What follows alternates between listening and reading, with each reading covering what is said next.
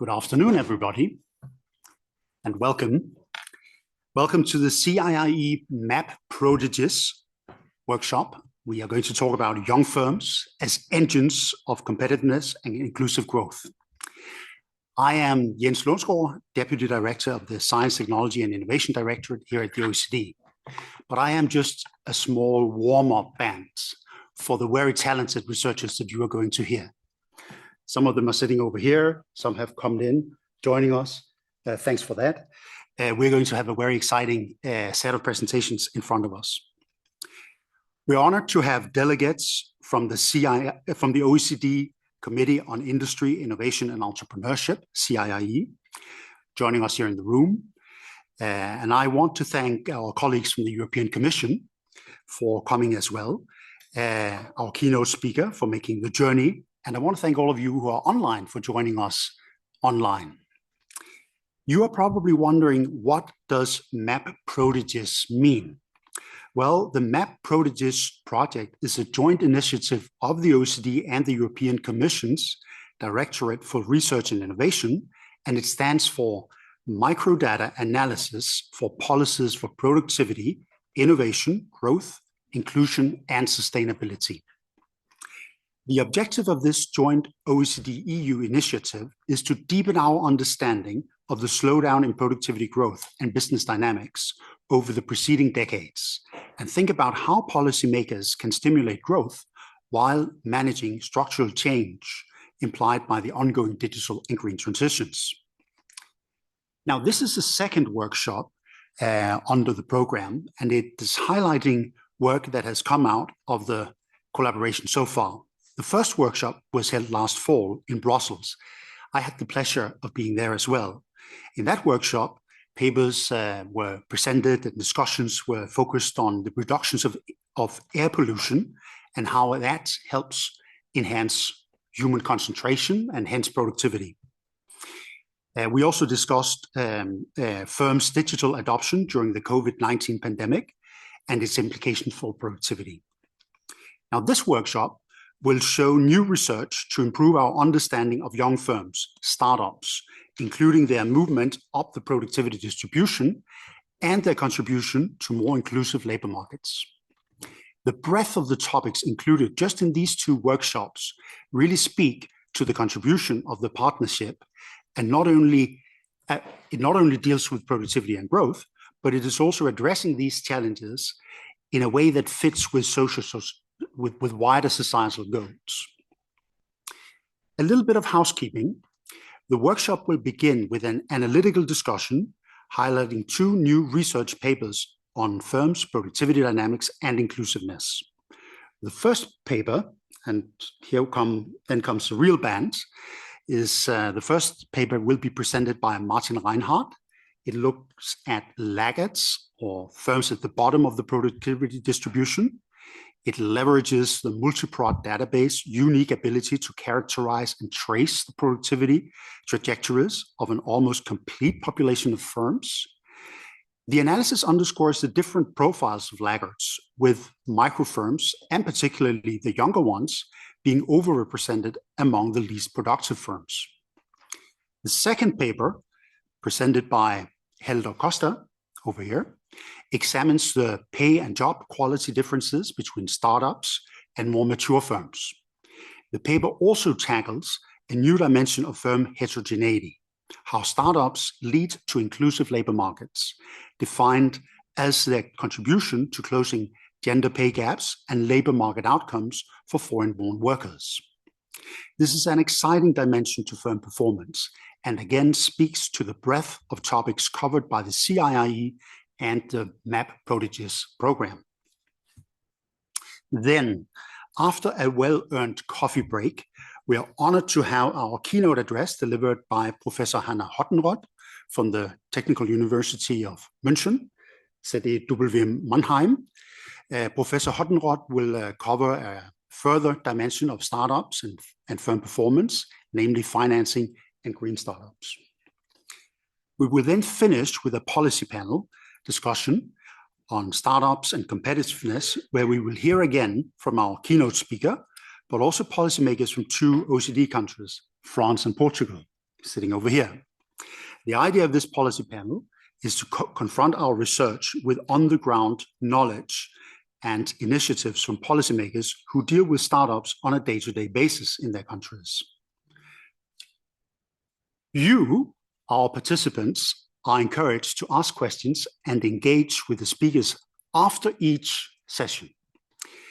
Those present in the room, you can do so, you can indicate your desire to speak by raising your flag, as we call it, or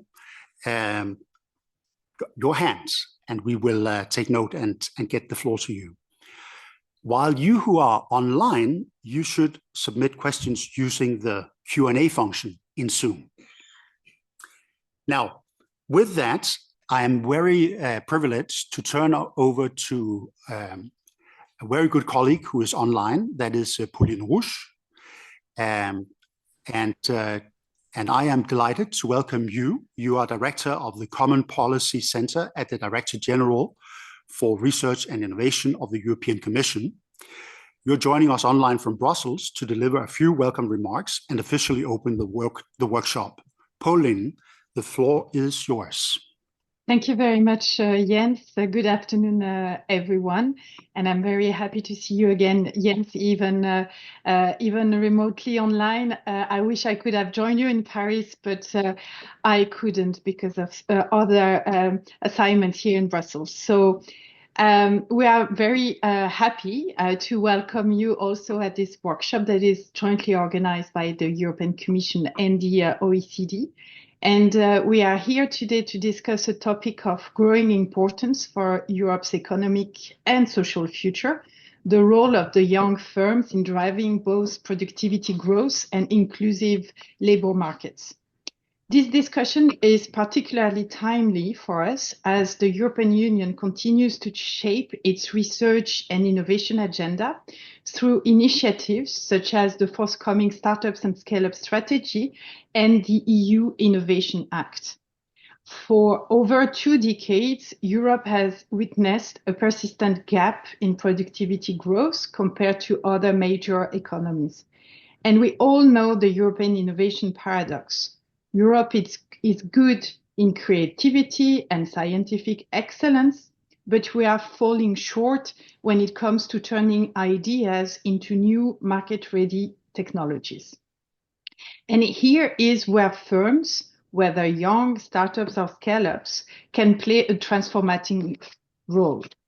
They challenge established players, they bring forward disruptive innovations, they encourage industries to become more efficient and sustainable. And in doing so, they help strengthening Europe's position in the global economy. Yet, many young European firms continue to face structural obstacles that hold back their productivity and growth potential.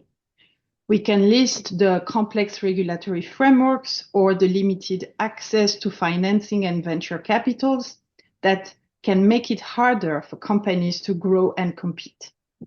And this results in unrealized productivity gains, holding back our full economic potential.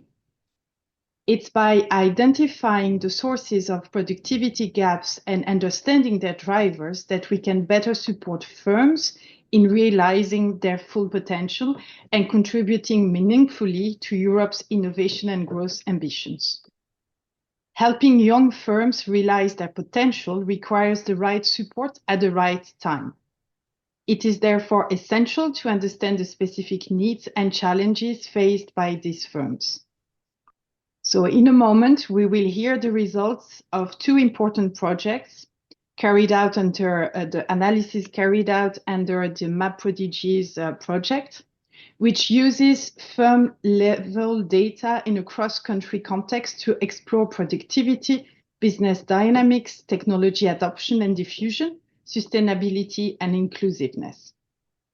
These papers shed light on the characteristics of firms positioned at the lower end of the productivity distribution and offer valuable insights into the types of tailored policies that may be needed to support their growth. While often recognized for their disruptive potential, young firms can also be strong drivers of inclusivity, something that we will also explore further this afternoon. The Commission is very much attached and committed to policy choices based on robust and evidence-based analysis. This is why we place high value on our long-standing collaboration with the OECD in areas of shared interest, particularly through projects such as MAP Prodigies. Having access to detailed firm-level data enables precise and nuanced analysis, helping to uncover patterns and insights that are often lost in aggregate statistics. Our close cooperation with the OECD is well established, and we are fully committed to maintaining and deepening it in the years ahead. With that, we have a full and engaging agenda ahead of us for this afternoon. So we have a lot to look forward to, and I would like to thank you again for being with us today. And without further delay, let's begin. Excellent remarks, Pauline. You made it clear that what I said about being a warm-up band only applied to myself personally. You took us straight into the real core of the topics we're going to talk about. And to get the concert going, I will now have the pleasure of welcoming Romain Arjona from the European Commission DG Grow, who will chair the analytical discussion for the next session. Please. Thank you very much, Jens. I'm Romain Arjona. I'm the Chief Economist of the Directorate General for Internal Market, Industry, Entrepreneurship and SMEs, also known as DG Grow of the European Commission, and it's my pleasure to chair this afternoon session and to be here with you. In terms of housekeeping, let me just say that what we will do is basically to wait to the end for the questions and answers session. But for those of you that are joining us online, you can at all times put your questions in real time. Jens and Pauline already explained to you why we are here, because we have two very relevant papers to be discussed. And we will have presentations by Martin Reinhardt and Eldar Costa. And before giving them the floor, let me tell you, why I'm here. And basically, it's because when the colleagues of the OECD Secretariat and the European Commission contacted me about this session, I had no hesitation, because I have been vice chair of the industry committee for quite a few years, and I can tell you that, in my view, the Secretariat's work on productivity dynamics is very much of a clear example as to how things should go, how the industry committee can build impactful bridges between policy and analytics, and how it can kind of lead internationally and with high reputation in an area, which is extremely important for the future of I was going to say of Europe, but for the future of OECD as well. So I think the industry committee is doing pioneering, is doing topical and central work on productivity dynamics with the exploitation of multiprod and Dynamp. And this gives really large benefits to our own analysis at the EU. We use it a lot, not only for our colleagues, by our colleagues in DG Research and Innovation, like Pauline was mentioning, but also we in DG Grow, we use quite substantially, the inputs that come from the analysis that we will be seeing this afternoon. But let me now move on to the first presentation by Martin Reinhardt, which tries to somehow disentangle what is the DNA of those laggard firms, particularly in relation to their age, using multiprod. And Martin is an economist at the PIE division, PIE, and he will be introducing to us his paper on firm heterogeneity and productivity dynamics, which is joint work with Sarah Caligaris and Rudy Verlack. And I find it particularly insightful to kind of understand what is holding back this diffusion of innovation, which is behind basically the productivity slowdown that we're witnessing in OECD countries and globally. So Martin, please go ahead. You have like 20 minutes for this presentation. Thank you very much, Roman, for the kind introduction. I'm grateful to be here and to have this opportunity to present to you our recent and still ongoing analysis. As you mentioned, this is joint work with my colleagues Sarah and Judy, who are sitting on the table next to me. And we also gratefully acknowledge the support of the European Union for this work, of course. So indeed, as you anticipated, this work continues a long-standing work stream that's conducted within the CIIE, where we aim at understanding the productivity distribution with the ultimate goal of understanding better its contribution to the slowdown in aggregate productivity growth and also other related economic outcomes at the aggregate level. This work builds on previous work done within the CIIE, focusing on the lower half of the productivity distribution, so on the so-called productivity laggard firms. And while the previous work has characterized these firms as, on average, smaller and also younger firms, here in this analysis, we really want to go the next step and understand the different profiles, if there are any, of less productive firms. So in particular, we'll be interested in understanding, as is a bit the theme of the workshop also, how many of less productive firms are actually new businesses just starting out that probably have yet to unfold their productivity potential. How many firms are instead businesses with a relatively limited economic scope and also limited scope in terms of productivity, such as local firms or family firms, and how many laggard firms are more established, possibly also larger businesses that may have failed to, for instance, keep up with recent technology or product trends, although we'll not be measuring these trends directly. Beyond characterizing laggard firms, we'll also be interested in understanding their dynamics. So beyond their currently low level of productivity, how do they evolve over the short and medium term, particularly how many laggards exit the market and how many of them catch up with more productive firms. While this is not directly a paper on the young firm ecosystem per se, we think the insights are highly relevant for the debate as well. Because on the one hand, new businesses, before they fully develop and unfold their potential, they may indeed be at the bottom of the productivity distribution, and also the presence of older businesses that have neither improved their productivity to a good level, or have exited the market, can tell us something about frictions in the young firm ecosystem and policy and market challenges at the earlier stages of the life cycle. Okay, as Jens mentioned, the data that we use for this analysis comes from the OECD multi-prod project from the most recent vintage of data collection that we call V2.1. So as those that participate in the CIIE for longer probably well know, in multi-prod we collaborate with national statistical agencies across OECD members and partner economies to access confidential microdata, usually administrative data or production surveys that are crucially representative of the entire business population. And I'm emphasizing this because if you want to comprehensively understand the productivity distribution, as well as the patterns of less productive firms that are often smaller, this is really a key feature of this data compared to other databases that cover better larger businesses only. To overcome the confidential nature of this data, we in multiprod have a broad set of aggregate statistics at various levels of granularity that we extract and analyze. So first set of statistics are yearly cross-sectional data that provide insights, among others, into the productivity distribution at any given moment in time.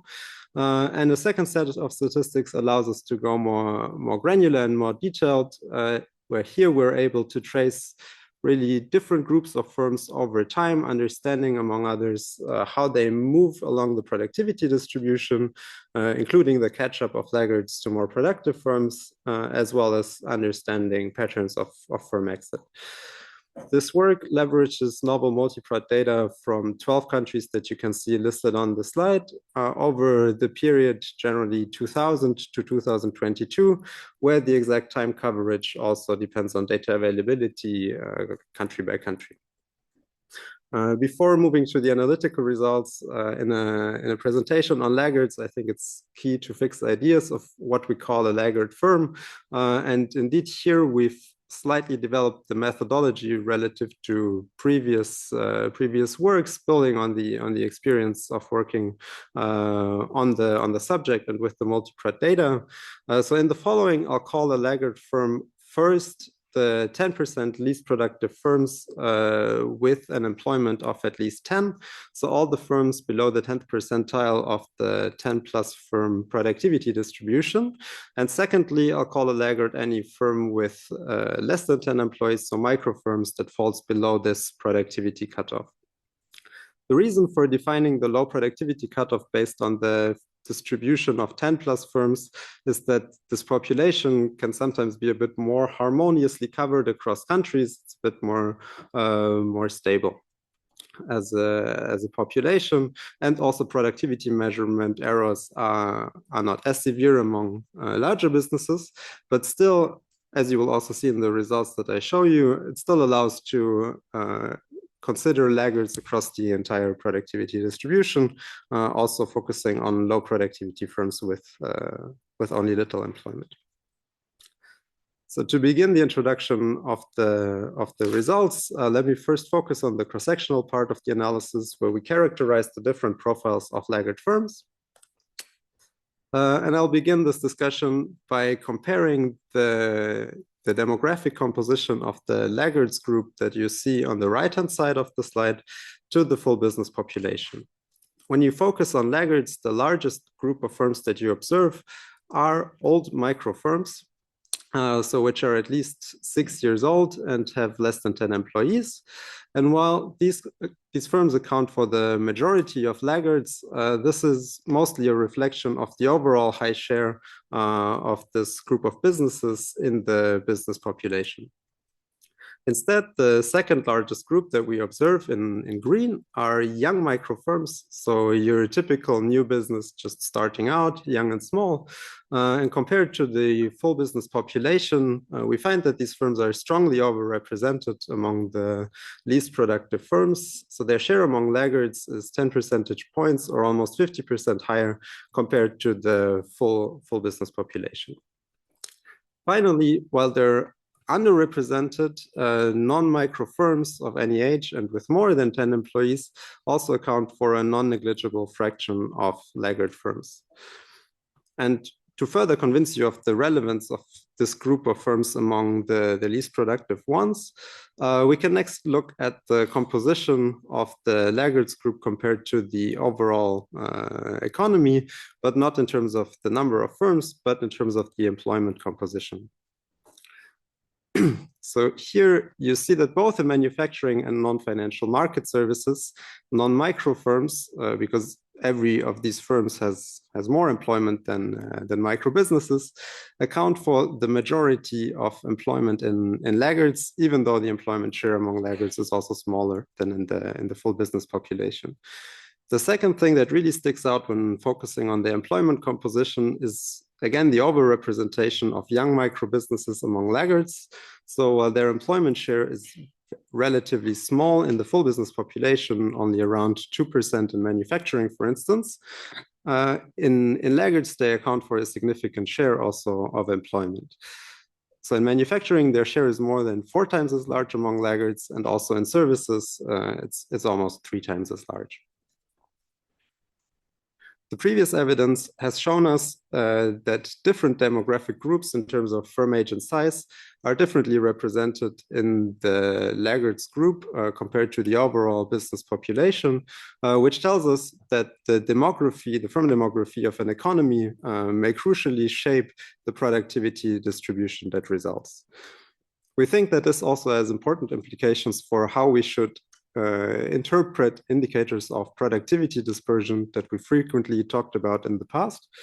So commonly, with some simplification, we've thought that a high degree of dispersion in the upper half of the distribution may signal a relatively strong performing frontier productivity leader firms, whereas a high degree of dispersion at the bottom would rather signal weak technology diffusion and also a weakness in selection of less productive businesses into exit. The new evidence on the role of firm demography for productivity, however, also gives us additional candidates of thinking about productivity dispersion, particularly in the lower end of the distribution.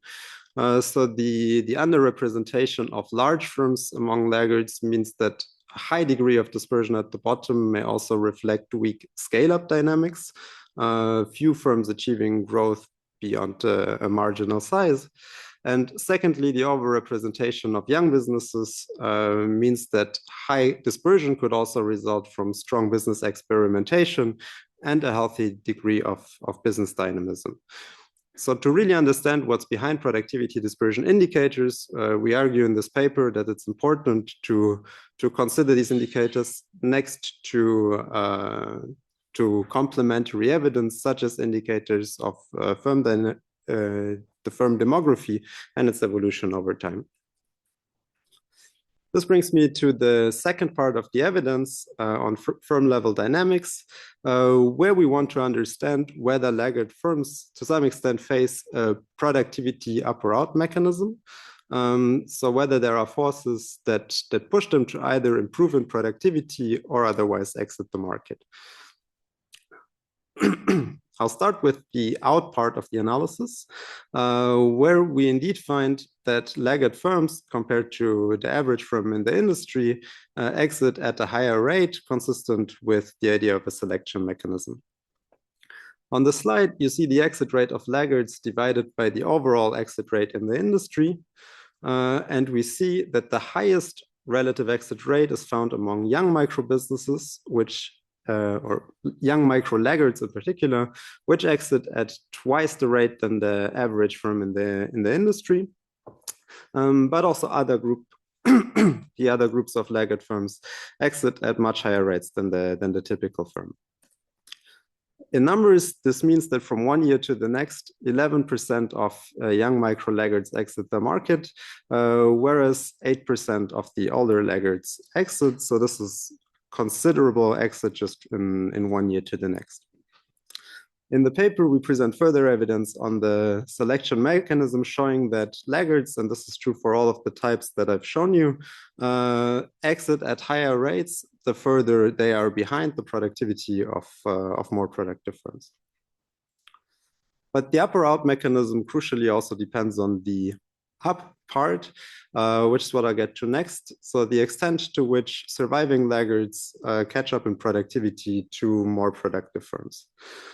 On the slide, you see for all the three groups of laggards that we've talked about previously, the diamond that highlights their average productivity at a given point in time compared to the frontier illustrated by the vertical line.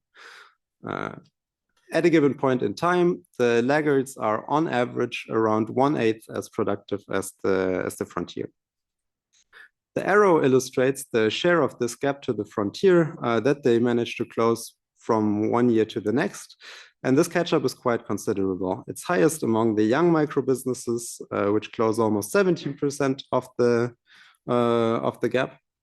But also the other laggard groups catch up, with, to some extent, the lowest catch-up among older micro laggard firms. This is a process that continues over the next years. So when we focus on 3-year survivors, catch-up is much higher than just in the 1-year horizon. But the focus on firms that survive over 3 years also means that there could be, to some extent, already a role for selection of low catch-up firms into exit, illustrating the interplay of the selection and catch-up mechanism. In the paper, we present further evidence on the up or out mechanism, where we show that 3 out of 4 laggards either move up in the distribution or exit over a 3-year horizon, with only a quarter remaining at the bottom of the distribution. Finally, we find that in countries and industries where laggards exit at a higher rate, the surviving laggards actually catch up less, which we interpret as evidence of barriers that constrain the performance of laggard firms, so making it more difficult for them to catch up and also pushing more laggards into exit. So this brings me to my conclusion, in which I'll first offer an interpretation of the results in terms of the broader policy agenda, also focusing on the young firm ecosystem, and then briefly point to some next steps for the analysis. Beginning with the role of young firms, in the paper we've seen that young micro businesses are overrepresented among the least productive firms, and while we've treated this group as a harmonious single group, of course, at the time of entry, there can already be different types of businesses. So relatively ambitious, innovative, or experimenting firms, and less ambitious businesses, for instance, related to subsistence entrepreneurship. But all of them start out with a relatively low initial level of productivity, where, however, their ultimate contribution to aggregate productivity depends on how they evolve also over the subsequent years. This depends on their early stage business development, in which they'll build both an input infrastructure and position themselves in the output market. So they'll accumulate labor and capital and develop supply chains for intermediates. They'll build a customer base as well as a distribution network. And ideally, all of these processes will lead into productivity improvements or catch up. After which firms can reevaluate their position and decide whether they want to pursue scale-up, pursue further innovation, or shut down their activities. This is all crucially influenced by the policy environment as well. So the ability to build up a workforce depends on the skill environment and whether firms have access to competitive labor markets. To build up capital and invest, firms need funding and crucially also finance, which has recently been highlighted as a key instrument. They need to have access to productive suppliers, both domestic and foreign suppliers, to build up their value chain, and they need access to contestable and competitive markets to develop a customer base. We've seen so far the first part of the firm lifecycle, where laggard entrants can either develop successfully into older non-laggard firms, or if they're less successful, can decide to exit the market. Things are, however, not as unidimensional, and the evidence also shows that a considerable share of firms, even at a slightly older age, are still at the bottom of the productivity distribution. So policymakers should also think about how to deal with these firms to ensure that as many of them develop into older non-laggard firms or scale down or exit. We think in principle that similar policies related to firm development apply, whereas for older laggards, perhaps an additional dimension in the firm development is the technology adoption perspective, where older, less productive firms may employ outdated vintages of technology that they'll need to update. Here they need access to finance and complementary skills. And contestable markets can ensure that the right incentives and pressures to improve are in place for firms. For firms that do not manage to improve in productivity, reallocation policies, such as dynamic markets, where resources are free to move away from less productive uses, as well as efficient bankruptcy and insolvency schemes, can help to improve the allocative efficiency of resources. Okay. Finally, also older non-laggard firms have distinct transition features if they move to the bottom of the productivity distribution, for instance, because they don't keep up with technology trends. The same policy remedies apply. So to conclude, just a few key next steps in the final version of the paper. We want to extend the country coverage, so to include further countries to this cross-country analysis, understand better the heterogeneity in terms of both country and sectoral aspects, as well as the time dimension, and answer some open questions related to business dynamism and the competitiveness of laggards. I'll stop here. Thank you very much. Thank you very much, Martin. This was a very insightful and rich presentation. I think that you have been extremely clear that we cannot just look at the kind of top end of the distribution, the right-hand side, where we see, which is of course extremely central, and we have a lot of questions that to pose ourselves when we're looking at that right-hand side. So why is there an accumulation of gains? Is it purely driven by the network effects or digital, or is it going beyond that? What is the role of markups and competition? And or how does the lack of technology diffusion influence concentration up there? You know, I mean, that is quite clear. But I think that today, you know, I mean, what you showed us is that this is where I think your paper adds great value, is that we can know quite a lot about who are these laggards, these firms that are usually thrown into a single basket, and what you're trying to do is kind of to bring us granular richness and insights into these firms. You show, for example, like we just saw, that many are young micro firms, and that there is an underrepresentation of larger firms. You also, you know, I mean, give some hints about catch-up. Higher catch-up seems to be appearing after a certain period of time, in this case, 3 years. So, you know, that I think is also quite valuable information. And also you tell us, you know, what is determining entry and exit. You show that the exit rate of young micro laggards is very high versus older or non-micro firms. And I think that all these findings are extremely useful to kind of tailor public policies for laggards to move up the productivity ladder, and also to be able to distinguish, indeed, you know, I mean, with a much more kind of calibrated view, you know, I mean, what is happening at this left-hand side of the distribution. So thanks very much for that. I think that now what I propose is that we move on to the second paper, and then we come back with questions and answers from the colleagues on your paper. And this is a very insightful, again, and topical paper, which is called Young Firms, Job Quality and Inclusiveness. And the paper is looking at the kind of distributional aspects of productivity dynamics. So it complements very well, you know, I mean, the views on laggards that you just presented. But I think this time the focus is on comparing the dispersion in wages and job quality between startups and more mature firms, taking a deeper look at gender and origin of workers as characteristics. And this is joint work by Elder Costa, who will present it with Flavio Calvino, Francesco Manaresi, and Natalie Scholl.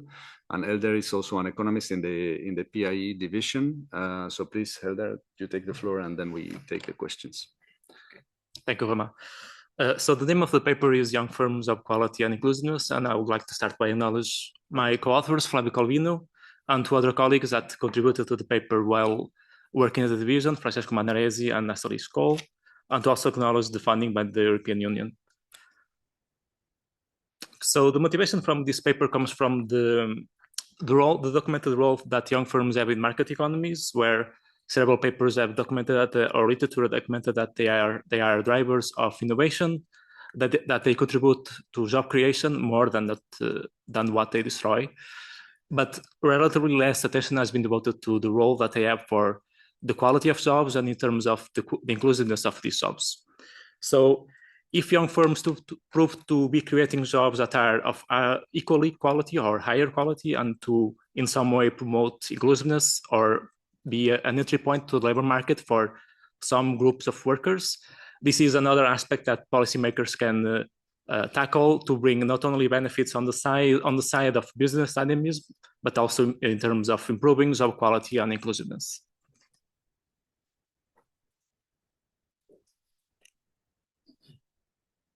So we focus mainly on two research questions. The first research question looks at comparing if there is systematic differences between the quality of jobs that are created or offered by young firms compared to old firms. By quality of jobs, we're going to look directly at the wage levels and also the type of contract. So specifically, if it's a fixed term contract that is less secure versus an open-ended contract that is more secure. And by comparing young firms to older firms, we are going to focus on a threshold of 5 years old. So firms that are at the most 5 years old, but we also do some robustness on the other different thresholds to make sure that the results are robust to this threshold. The second research question is if there is a systematic difference between young firms and old firms, but with respect to inclusiveness for potentially disadvantaged groups. So you can think of these as, for example, the literature has documented that there is a gender wage gap compared to men and women. And what we can try to see on this research question is if young firms in any way contribute to reduce the overall gender wage gap, for example.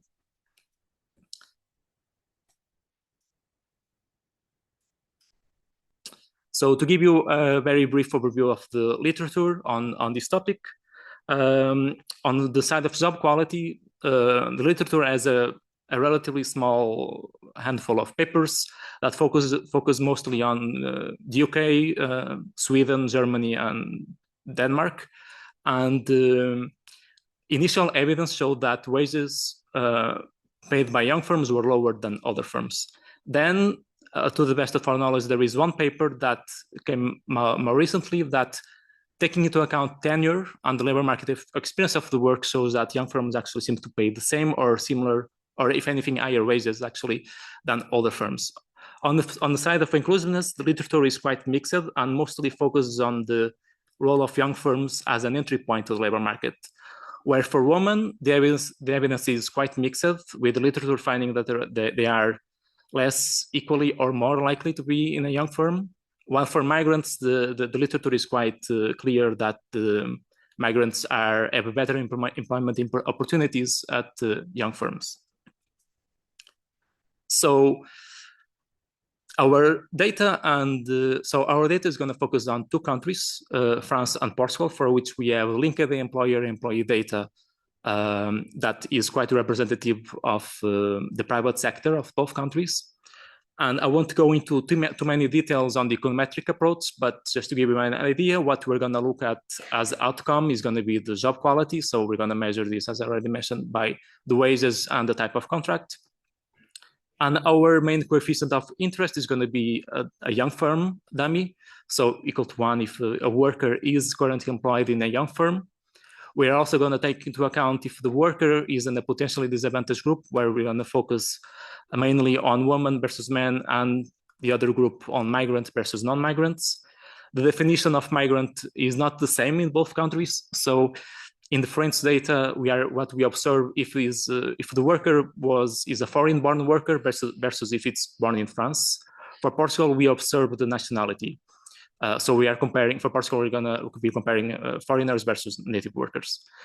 Our second coefficient of interest comes from the interaction term between young firm and the disadvantage parameter variable.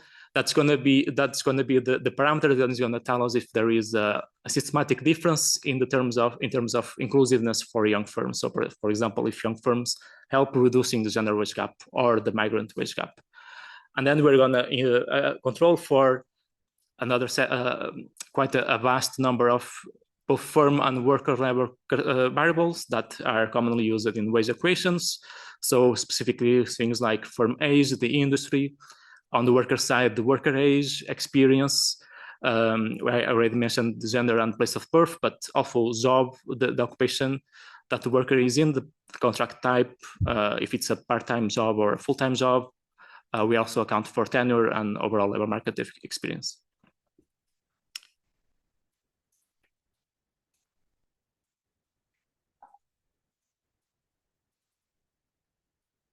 Sorry.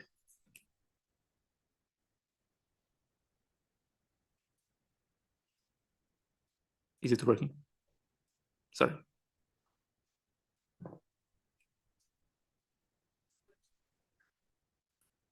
No, it's working. No, I think it's fine. Yeah, I think it's fine. So just to start by showing some descriptive statistics, what we show you in this first graph is that thanks. We started by showing you some descriptive statistics, where in the first graph, what we see is that overall, young firms pay less than old firms in both countries.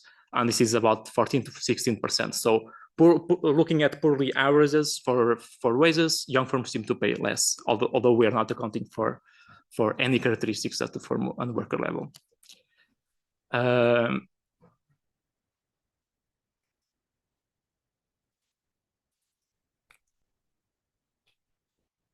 Okay, I think it's... Then looking at the wage gap, so looking at the averages, so descriptive statistics again for comparing the wages of women relative to men and migrants relative to non-migrants in both young firms and old firms for both countries, what we see is that the overall wages of women are more closely, so looking at first at the blue bars, what we see is that the overall wages of women are closer to the ones of men in young firms. So, for example, we observe an unconditional average wage gap for women of around 16.8% in old firms in France, while in young firms in France, it's 13.8, so a difference of about 3 percentage points. For Portugal, we see a similar pattern where the wages of women are 14.9% lower in old firms compared to men, and 11.6 in young firms. So again, 3 percentage point difference between young firms and old firms, where women seems to be better off in young firms. For migrants, we see the opposite. So it seems like migrants are closer to non-migrants in old firms. And without going into all the values, the difference seems to be consistent in both countries, where there is a difference of about 2 percentage points.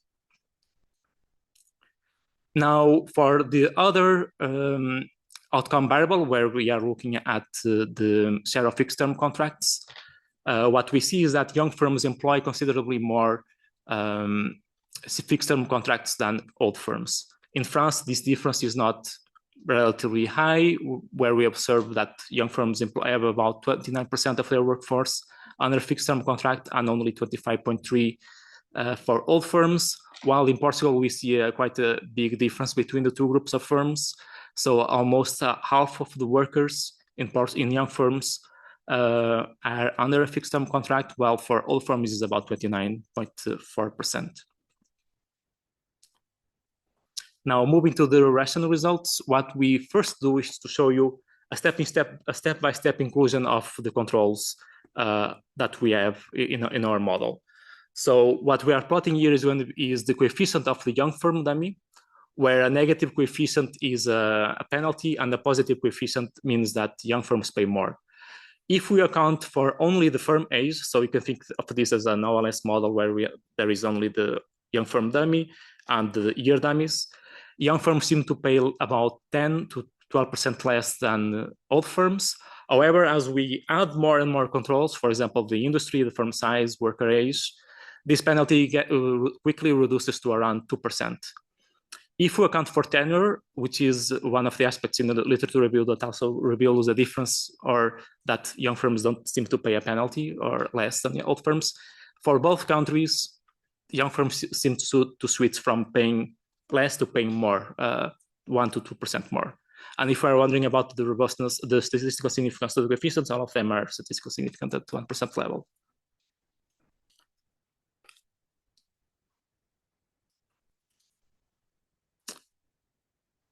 Now, moving to our preferred specification, that is when we account for worker fixed effect that allow us to control for unobservable heterogeneity at worker level. For the first two columns, we still observe a premium for workers working in young firms of about 0.4% for France and 0.8% for Portugal. So what that means is that what that means is that overall we see that young firms pay less, but once we are when we are comparing workers in similar occupations, similar level of experience, similar sectors of activity, similar firms, we see that actually this penalty or this difference gets completely reduced, and if anything, young firms seem to pay more. Our estimates also allow us to look at the overall gender wage gap and migrant wage gap. So again, here we're going to be comparing women against men that have the similar occupation, similar experience, similar characteristics overall, and we still observe that women get paid about 8.8% less than men. For migrants, we see different results for France and Portugal, where for France we observe a penalty of about 1.4%, while in Portugal we observe a premium, or migrants seem to be paid more than non-migrants by 1.1%. Moving now to the part on inclusiveness.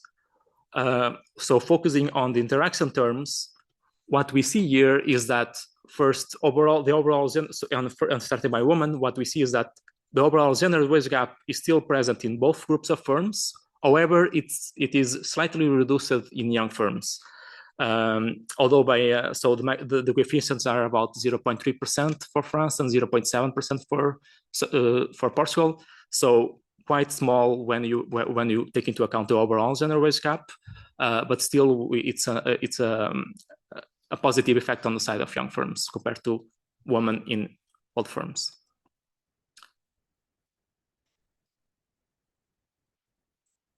For migrants, we see the opposite.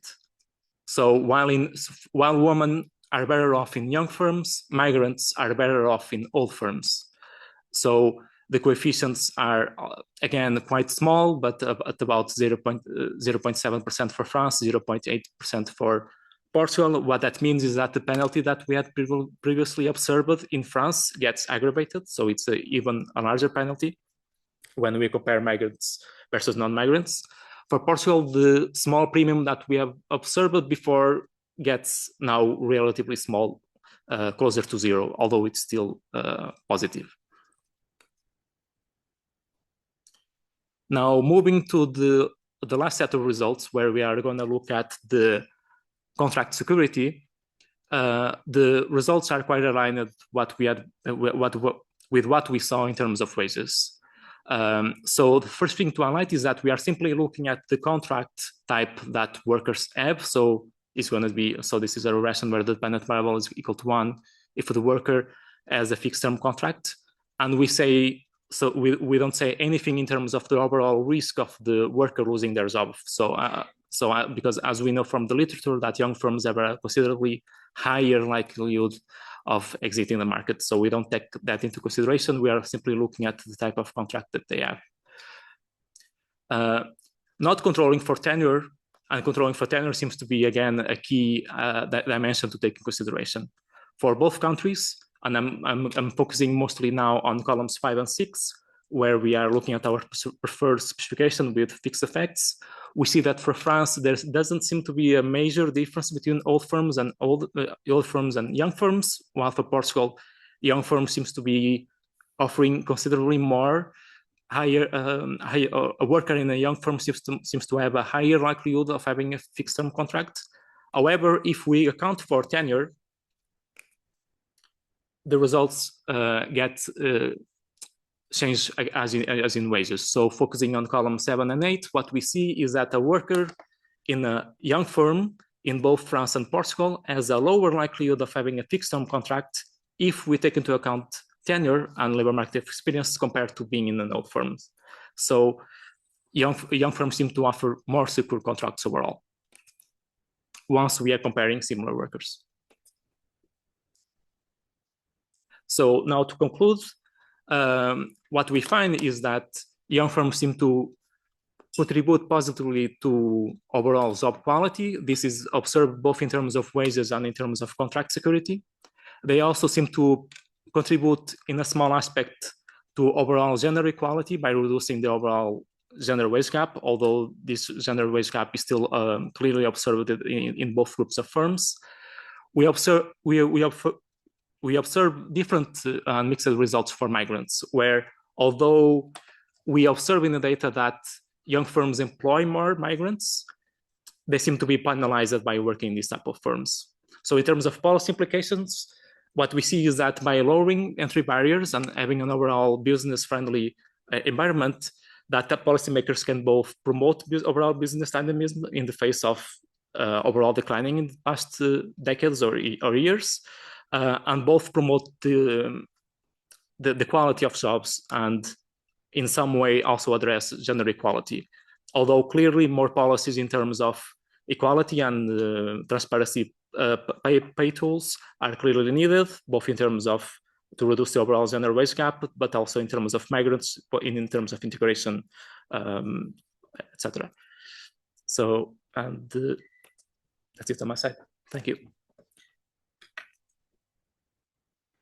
Thank you very much, Elder, for this, again, very clear presentation. And I think what is a smart exploitation of the French and Portuguese data and a very robust econometric approach behind this, where you help to dismantle a certain number of intuitive a prioris. And if I kind of pick two of those, the first one is that although you have shown us that although young firms are very often seen as facing a wage penalty on average, you show that actually they benefit from a wage premium when you account for firms and workers' characteristics somehow.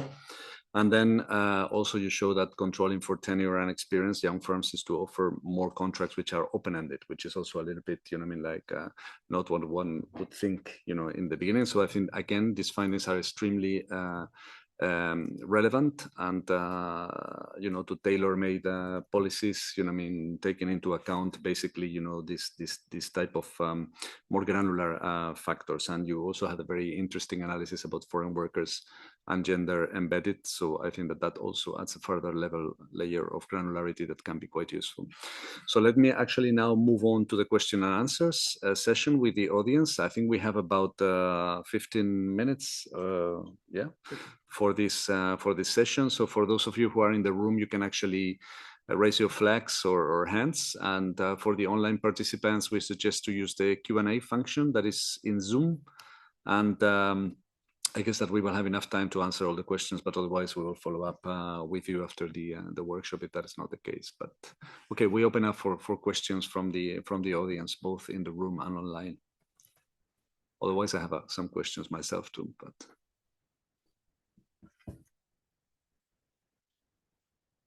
who wants to break the ice?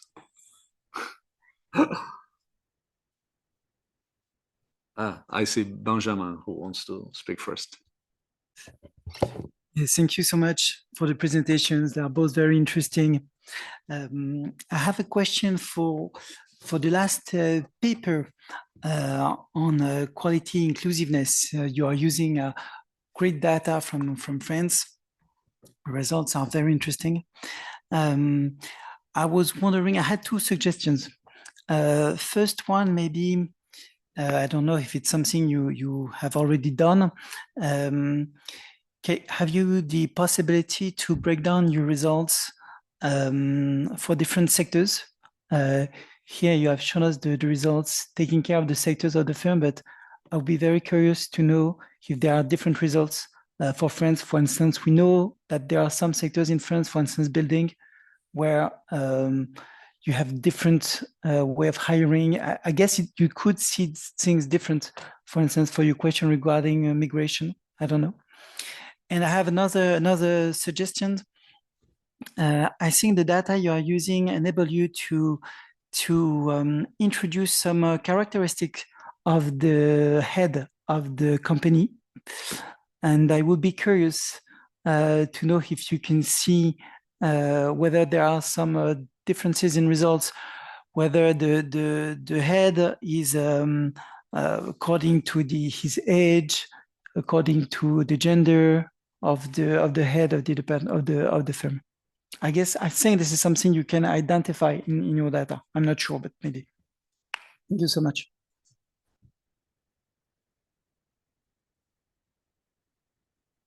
Perhaps there you can respond to this one. So, okay, thanks. Thank you very much for the question and suggestions.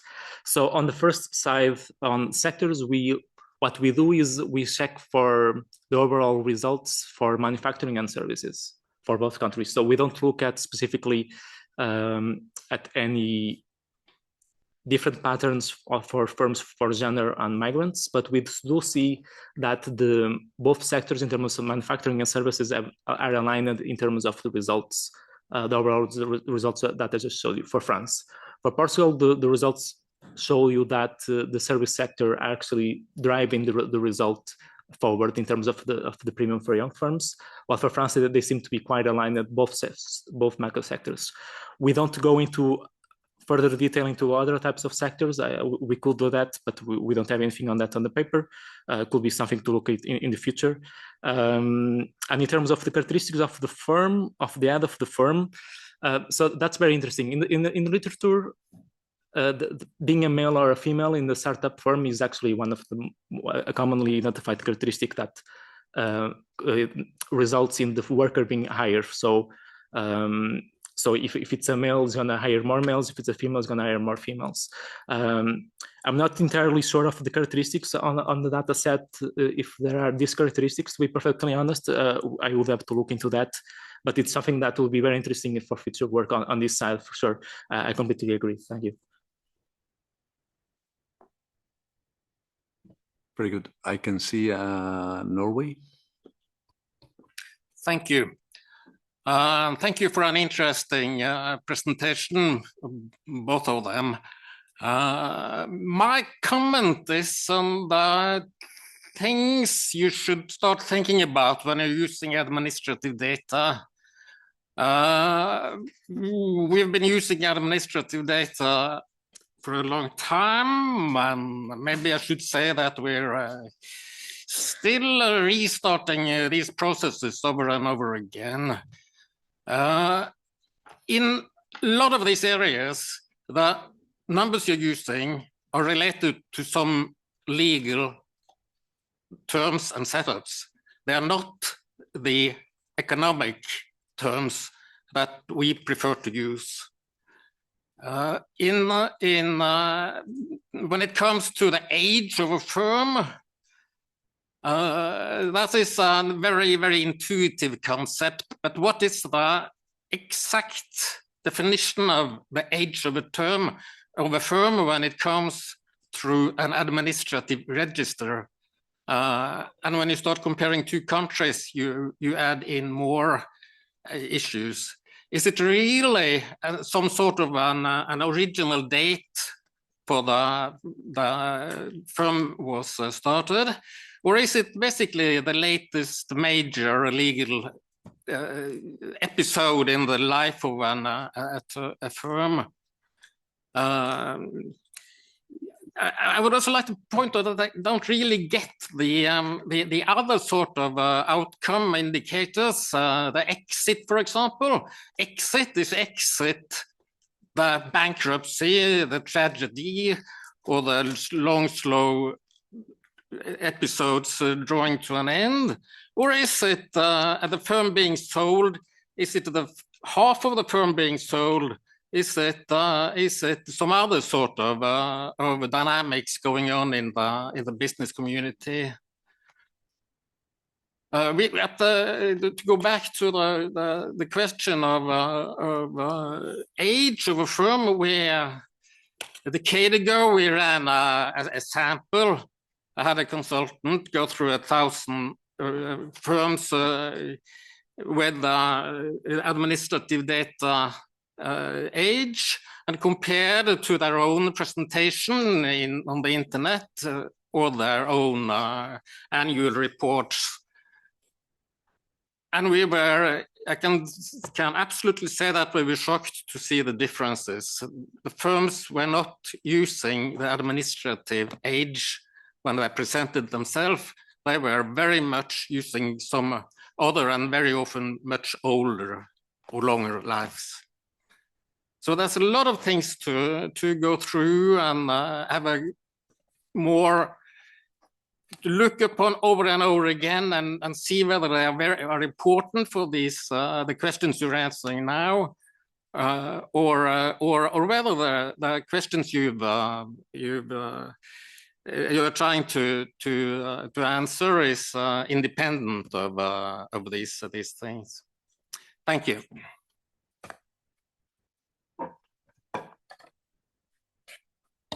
I can maybe take this one.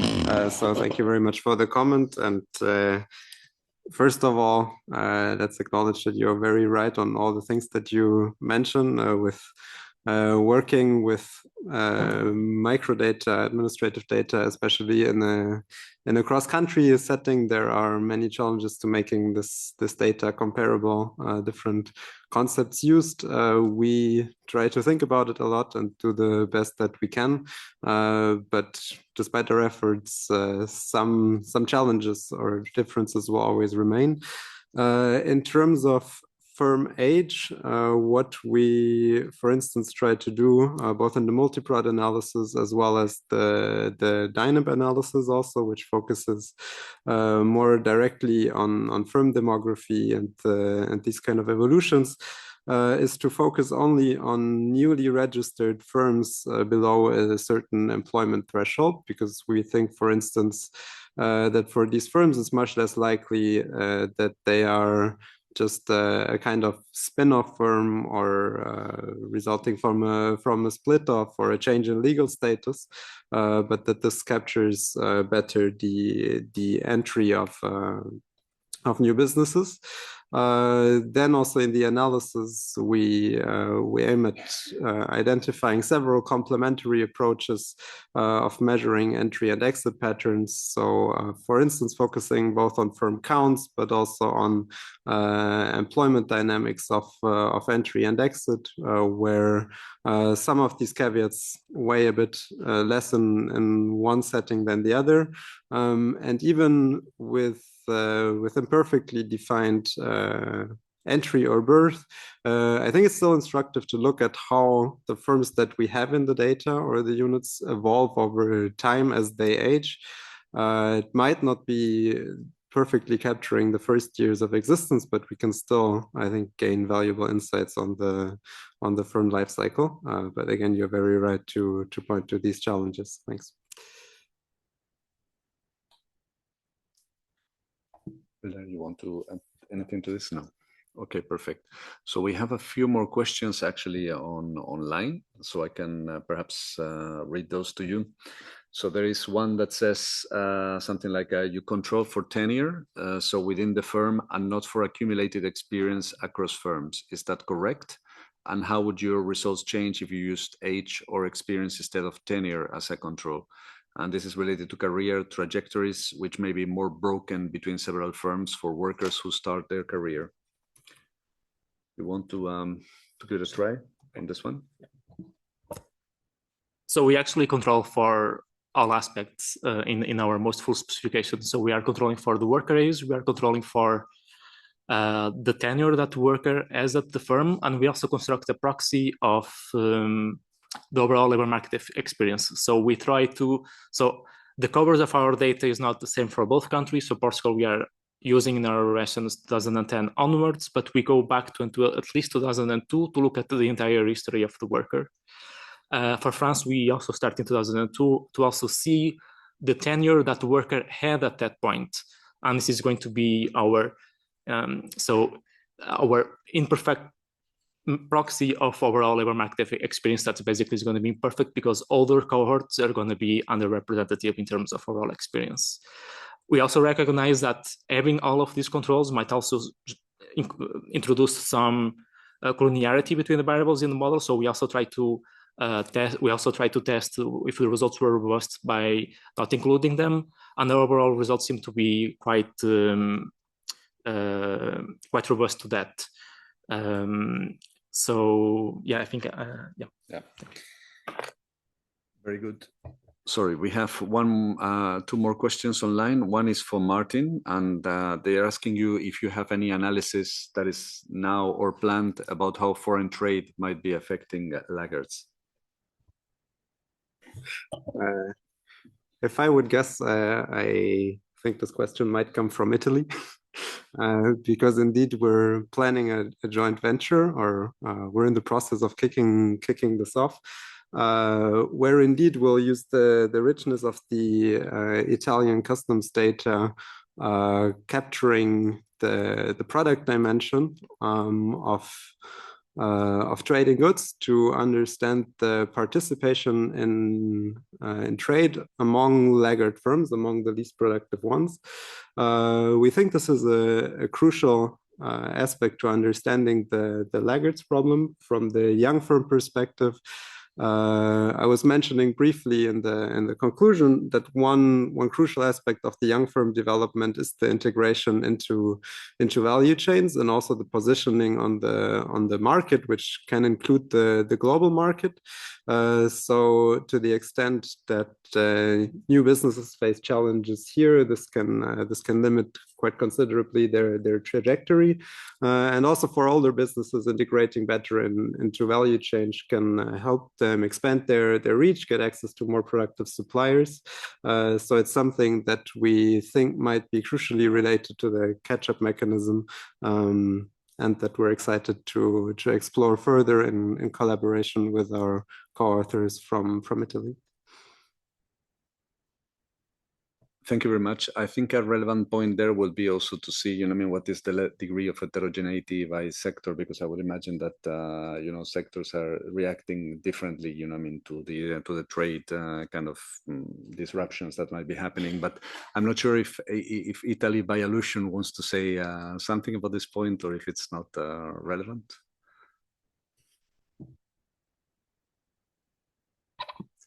Thank you. I think that everything has been said. It's a very promising project, and I look forward to discussing the details in the next few days and then to see preliminary results. The driving idea is that the circular relationship between participation in international markets and productivity can be checked against the evidence in order to understand if it can help laggard firms to catch up more easily. Thank you. Thank you very much. And we have another question online for Elder. Yeah, we know that a large portion of the gender wage gap can be explained by children and family decisions. Are you incorporating this somehow in your analysis?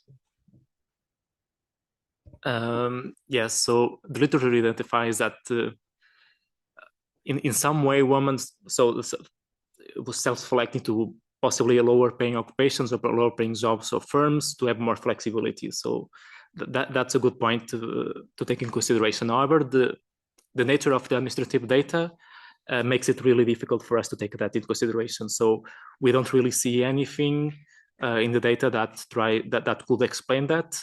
I think the most important component in terms of variables will be if it's a part-time component or a full-time job, which we do take in consideration, and we do observe that women have a considerably higher share are employed in a considerably higher share of part-time occupations or jobs. So yes, so I do agree that's quite important, but no, we can't really take that into consideration beyond the controlling for part-time in our estimations. Very good. Thanks a lot for that. I will take the privilege of the chair to put a question myself while we wait in case there is another question. And my question is for Martin, actually. So coming back a little bit to my earlier remarks, I just wanted to ask you if a policy focus on laggards is an alternative or a complement to policy attempts to support frontier firms. In other words, is there really a trade-off between making the best firms better and the worst ones less bad? Yeah, thank you very much. I think this is an excellent question that we've already discussed to some extent in previous committee and working party meetings, and goes to the heart of the laggards debate. I would see the two really as a complement, where the best case that the country can have in terms of the aggregate productivity performance is a very strong frontier, and at the same time strong push throughout the entire productivity distribution of less productive firms to catch up with this frontier. I think what our work highlights is that this push to catch up is not some exogenous magical force in the market that we can just take for granted, and we only need to focus on making the frontier as good as we can, but that this mechanism is heterogeneous by firm demography and also depends on market characteristics and policy determinants. Then what is most pressing for each country? I think countries have to investigate to some extent by looking at their data and at their productivity distribution.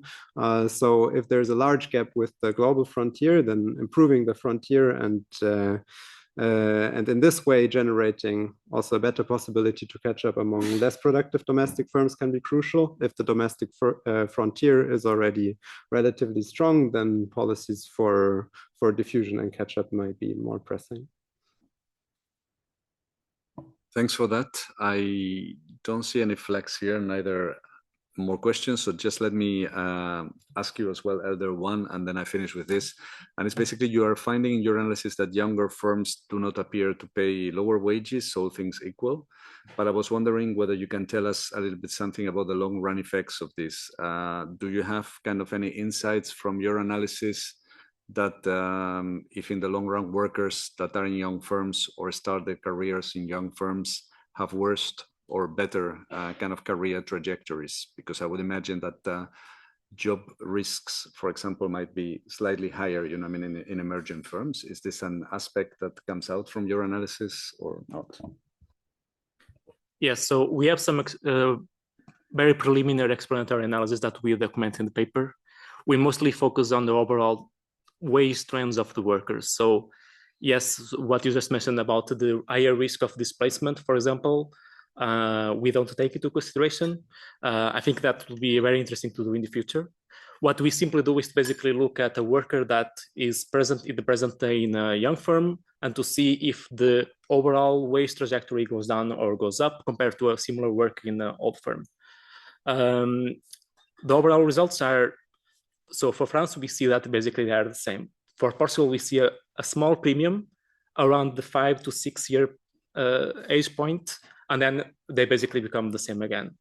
So there doesn't seem to be that much difference, although there are, I think, the most interesting dimension would be actually to look at displacement that we don't do, maybe that we could do that in future work. Yeah. Perfect. So with this, I think I will end it up here and just thank very much Martin and Elder for the super relevant presentations, and also to everyone who put very interesting questions for their questions. So thanks very much. And I give back the floor, I guess, to Jens, or I just break for coffee. So, I mean, I think we have a short 15 minutes break for coffee, no? Is that correct?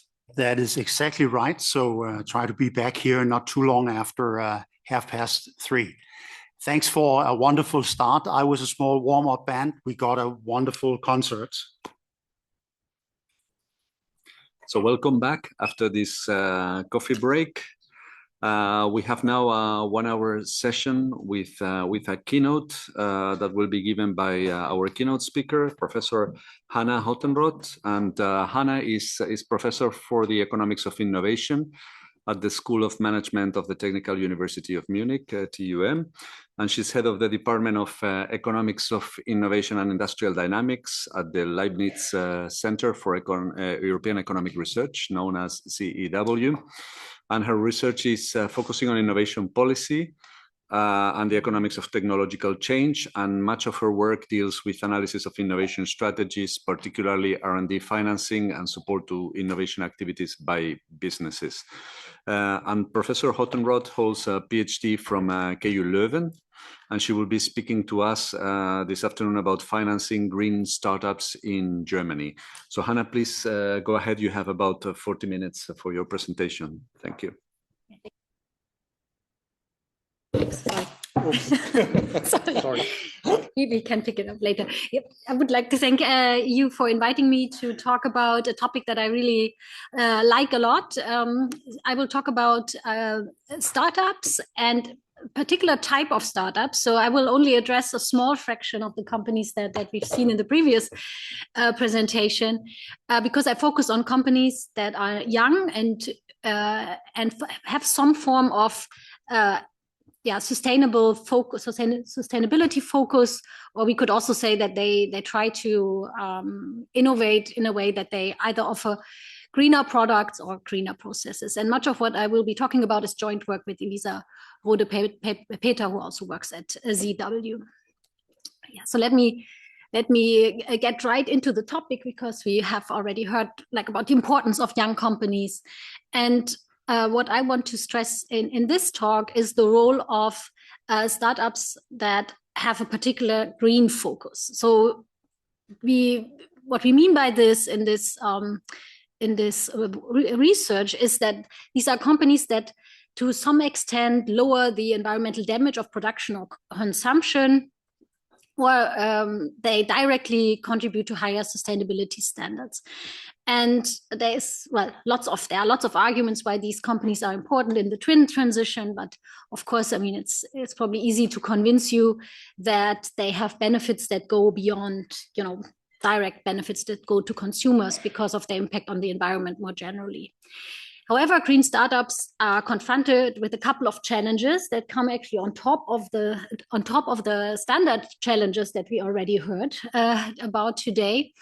And that has to do with the fact that besides, the contributions that they make through innovation, they also make contributions that create social returns that are related to their environmental impact, less pollution or more efficient resource use that benefits the environment or society as a whole, but not necessarily contributes to productivity or profitability of the startups themselves. We also called this triple externality problem in a recent joint publication with the European Commission that I cite here on this slide. So the basic question that we were looking at in this research project was what drives the performance and what hampers the performance of green startups. So on the one hand, we could look at like individual level drivers, so characteristics and preferences of founders. I will not talk too much about this today, but we have written a paper where we show that whether a company engages in sustainable activities is obviously driven also by preferences and characteristics of the founders and their motivations. Of course, there are also different opportunities for new products with higher environmental standards or services or processes depending on the sector of activities. This is also something that I will only touch upon briefly today. And what I will focus on in this talk is access to financing. I also wrote here cost of financing, but I think I don't have time to talk about all of this. So I will mainly focus on access to financing. And as we heard before, this is, of course, a crucial precondition for scaling a new company up to a level so that it can be productive and that it can be profitable. Okay, so one of the hypotheses that we can find also based on what we read in the literature is that there could be a financing disadvantage for green entrepreneurship because of the triple externality problem, so that you create a lot of social returns, but the private returns are less clear. And there are a couple of studies, relatively recent, that talk about lower scalability of environmentally more friendly production processes, longer payback periods, and also a higher perceived risk or actual risk also in some cases. On the other hand, there's also two studies that we can cite here that have actually argued, but the increasing demand for green investment opportunities and also the awareness of climate change and other environmental issues has actually drawn attention to green startups. So it's an opportunity for them to go or to basically try to go to the market with a product that is more environmentally friendly, or producing something that is already there, but doing this in a more sustainable way. And this will attract attention of investors because they have the mission or want to contribute to a more sustainable economy. So there could even be a higher willingness to pay for green investment opportunities. So basically what I want to stress with this argument is that you could argue, there could be a financing disadvantage because of higher risk, lower profitability, and so on. But on the other hand, it's not obvious that investors do perceive this in the same way. So there could be, depending on the source of financing, be differences in how much green activities are valued or penalized. When we talk about green activities, I was very brief so far. I will go into more detail in a minute. Of course, the question is also what is green? So, of course, green activities can have, at least in the way we define it here, various dimensions. And depending on how visible the green signal is, it may also basically affect how much this is perceived by potential investors. So some green activities may simply be more visible or more just a stronger case in point, while others may be more implicit or less easy to recognize, and maybe also less easy to argue that it's actually more environmental friendly than existing solutions. I will come back to that in a second. So what we do in this study is to try to get at this visibility point is we focus on the differentiation between green products and green processes. You may agree with me that, of course, both dimensions are important for the green or for sustainable economy. Of course, greener products means that we have products that are that serve the same purpose, but they may have lower negative environmental side effects. And green processes refer to producing an existing product, whether it's more environmental friendly or not, but in a more sustainable way. So let's say using less energy or creating fewer pollutants. So let me give you an example. So this is a picture of two beds. And on the left-hand side, you see a product that is produced by a startup company that focuses on making beds from cardboards. And this product has a clear green signal because they also advertise this as a product that is produced with relatively few resources. It can be fully recycled, it's light, so it doesn't cost so much to transport it, and so on and so on. So this would be, according to the definition that we apply here, a green product. On the right-hand side, you see a bed. It's made of wood. And of course, when you just look at the bed, you wouldn't be able to tell whether this is more produced in a more environmentally friendly way or not. Here, this company that produces this bed argues that they're sourcing the wood for their production locally, and that they have production processes that are more energy efficient, that they don't use harmful ingredients, and so on and so on. So here, the bed on the right-hand side would be an example of a company that is also a green startup, but here the greenness is basically found in the production processes that it uses for producing this bed.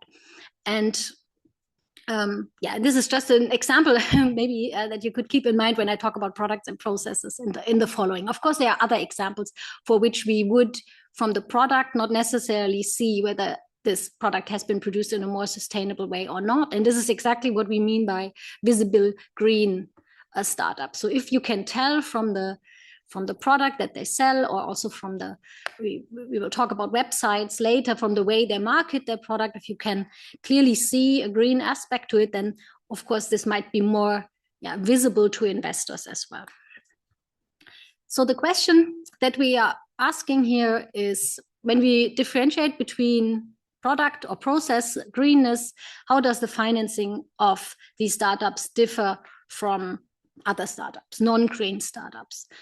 I will also show you in a second that this is, of course, not necessarily a binary characteristic. So there can be different degrees of greenness, obviously. But so in principle, the question is whether startups that are more or less green differ in their financing structures, and we pay particular attention to venture capital financing and also different types of venture capital financing.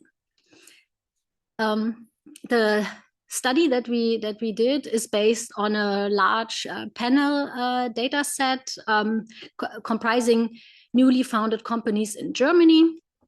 This panel has been running for quite a while, and we make use of particular waves in the survey where young companies, they are included in the data, in the sampling process if they are younger than 8 years. But they can be really young, so from the first year in which they are registered up to 8 years. And so this data set has been collected for quite a while as an annual survey focusing on newly independent companies. So it does not include franchises or corporate spin-offs. The sample is slightly over-stratified, or slightly oversampled, slightly high-tech industries. And the purpose of this is to have actually enough variation also in terms of companies that have venture capital financing. If you would draw a purely representative sample, then of course high-tech sectors and companies that are potentially interesting to venture capitalists may be very limited in the data collection approach.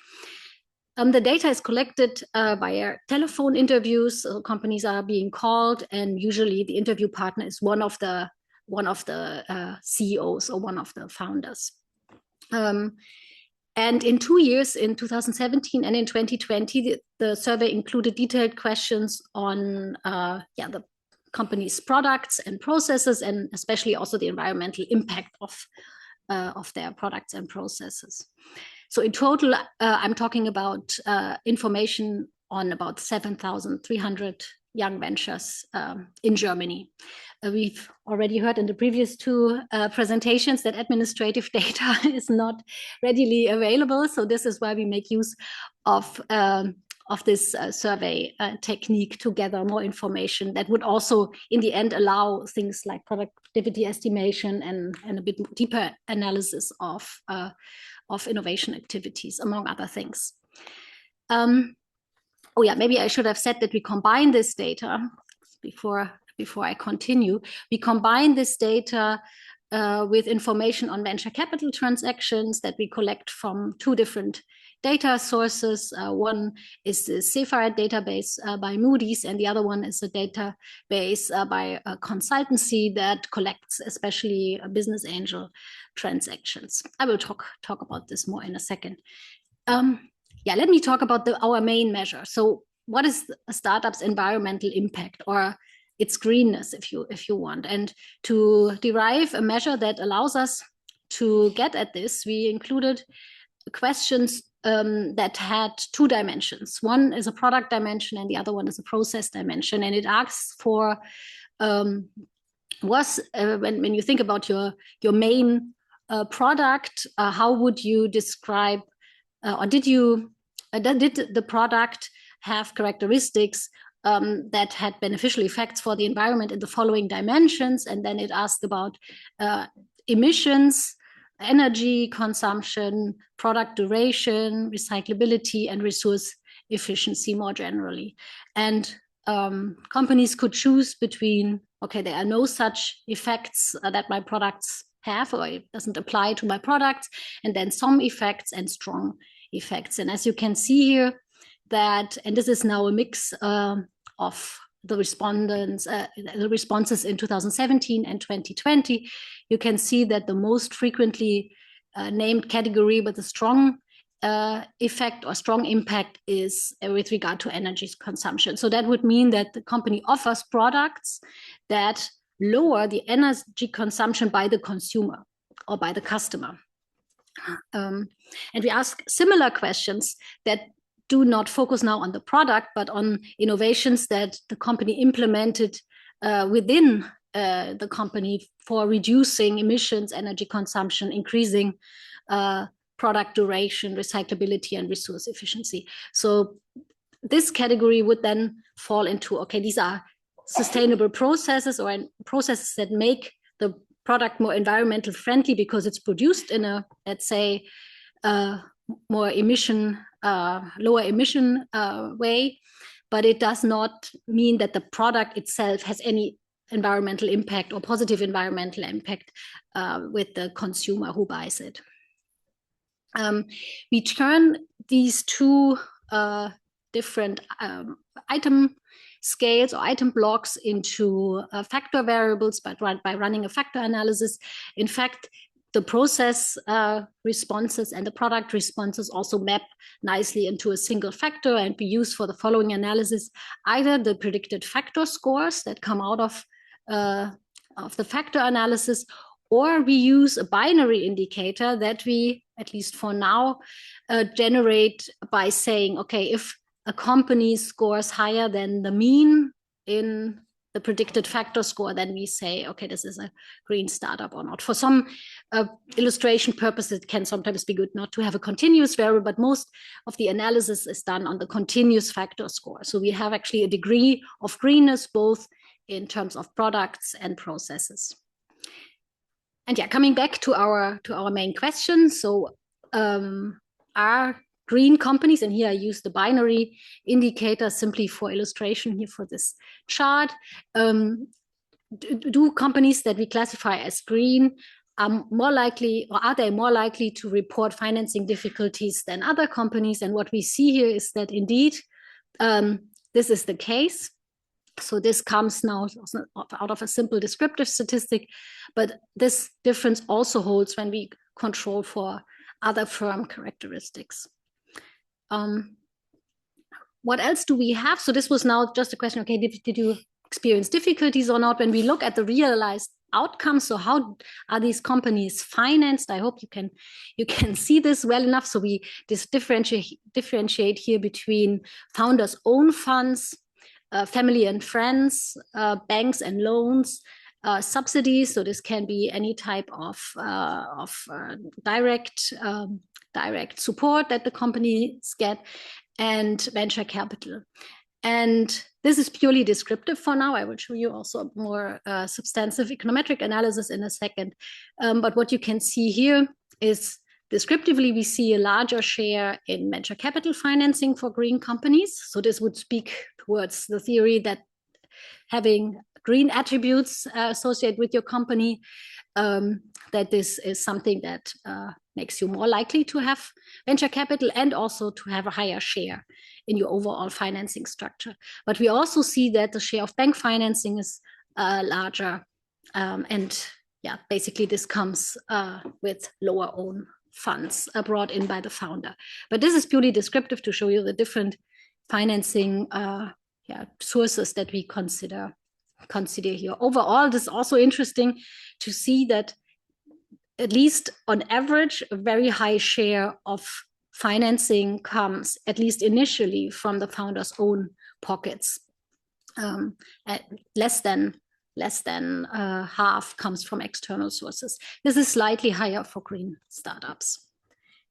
But of course, this was just descriptive. Of course, green and non-green startups also differ in terms of many other founder and also company characteristics. I don't want to go too much into details, but just to show you that there are differences, significant differences in terms of academic education of the founders, migration status, the location, and founding experience, and lots of other variables. So in the following analysis, we have to, of course, find a way to compare green and non-green startups while taking into account also all these differences. How do we do this? Well, we first look at these differences in detail, trying to understand what are potential drivers of the greenness of a company being green or not. We take into account lots of founder and firm characteristics, including personality traits and soft characteristics of the founders themselves, but of also more hard characteristics that describe the company, the sector of activity, legal form, and other more hard facts that describe the company. And what we do then is we use entropy balancing to make the two groups comparable in terms of all these observed founder and firm characteristics, and estimate then regression models on how does the greenness, maybe we can use the binary variable, but also the intensity, how does this explain the different financing sources that the company uses? And for venture capital, we go a little bit deeper and differentiate between public venture capital, corporate venture capital, other VC funds, so other private VC funds, and business angels. So what do we see? Let me walk you through the results. So the first set of results looks at, in the first column, it looks at the financing difficulties questions now, but taking into account the differences that we didn't do before. But we still see that there is a positive link between being green and facing financing difficulties. And if you look at the second column, where we differentiate between green products and green processes, we actually see that the magnitude of the coefficient is not that different. Okay, so first you may think, well, maybe it's really about any type of green activity. So when we look at now the realized financing shares, of course, we would also like to look at, what type of financing did not work or was more difficult to find. Unfortunately, we didn't capture that in the survey, but this is definitely on our to-do list. But so far, we can then observe the realized financing shares. And what we see here is that, so I present here the average marginal effects of the greenness score on the different financing shares. And what we see is that so the greener the company, the more own funds they use, the more bank financing use, and the more VC they have. We don't see any differences for subsidies or family and friends financing. Yes, and this is now basically taking into account products and processes. Yep, I will come back to the differentiated results in a second. This is just basically the underlying regression table for the previous slide. And what's interesting here is that, basically the venture capital effect would, or the results that we see for venture capital would actually speak in favor of the idea that venture capitalists are looking for green companies. And even if you hold all other things constant, green startups have a higher share of financing coming from venture capitalists. Yeah, so now let me, however, go back to the differentiation between green products and green processes. And here it gets interesting because kind of in line with what we were also expecting is that if the greenness is more visible because, for instance, it's reflected in the products that the company produces and markets, then we see that there is, especially for venture capital, a large difference between the effect that it has on venture capital. So for green products, we see a positive and significant link, but for green processes, it's actually negative. So they are less, have a lower share of venture capital financing. We don't see differences for subsidies and family and friends. So here the greenness doesn't seem to make a difference. For bank financing, we see actually that green processes are more likely to have a higher share in bank financing, but this can, of course, also be a consequence of having less access to other types of financing, including venture capital. Let me continue. I said that we also want to understand a little bit better what type of venture capital these companies attract. And what we see here when we differentiate between public venture capital, corporate venture capital, independent venture capital, and business angels, is that there are indeed, like the green bar seems to be larger for all 4 categories. But if we go to the next slide, where I also have the regression tables, we can see that the difference is only significant or positive and significant for green products in the case of private venture capital, public venture capital and independent venture capital. So the corporate venture capital and business angels doesn't seem to vary whether or not the company is greener or not. But for public venture capital, having a larger score in the green product characteristic comes with a larger share, or larger, this is not a share, but this is the probability to have a public venture capital fund investing in your company. And the same is true for the independent funds. There we also find a significant negative link when it's about green products. Okay, I could talk more about the method, but I will spare you the details and rather also show you an extension that we did, because now I argued that products are more visible simply because this is what you can show when you pitch in front of investors. It is also something that you can talk about when you present your company online and in social media.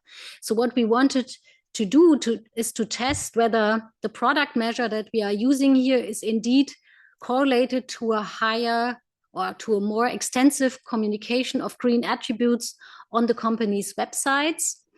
And for doing so, we basically scraped website information and had a relatively simple keyword search for specific keywords that we would associate with green activities, relatively long list. We can do this, of course, only if we found actually a website for this company. And so what we have now is we have the survey information of whether the company would be considered having green processes, green products, or both. And we would have a score that is based on how green the company presents itself on its website. And what we see is that about 64% of companies that have green attributes on their website indeed also reported sustainable behavior or sustainable attributes in the survey that we did. We also see, well, it's not that as pronounced as we might have expected, but companies that have green processes only, so no green products.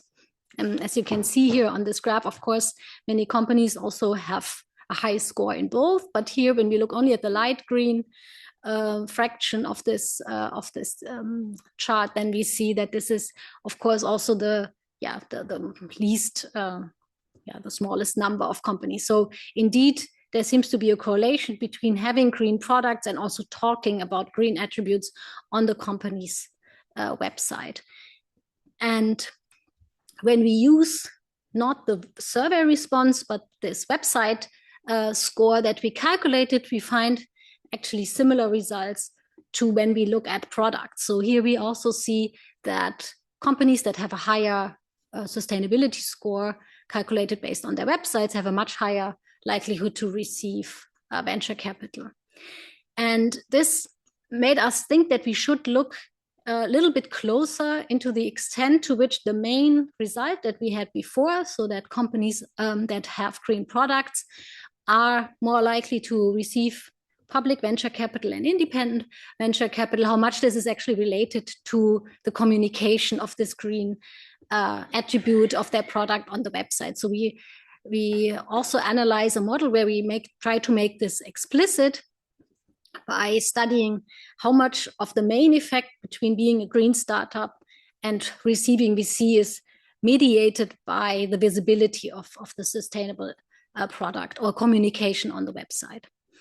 And we do this, we see, first of all, again, in the baseline model that there is a link between being green and receiving venture capital, and a link between being green and having a higher greenness visibility on the website.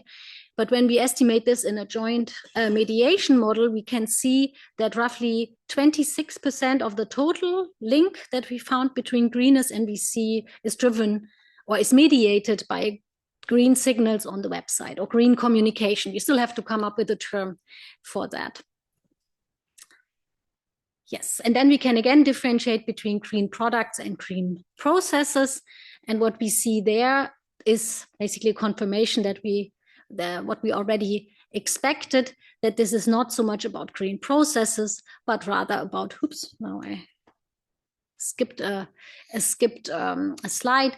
So here we have a variable that's called factor green processes. And here, since we only look at companies that have had any form of greenness, the comparison group would be green products. And what we see here is that the visibility effect is basically purely driven by the visibility. Okay, so what can we learn from this analysis? So first of all, the question whether green startups are more or less or face more or less severe difficulties in raising external financing seems to be dependent on the type of greenness that the company has.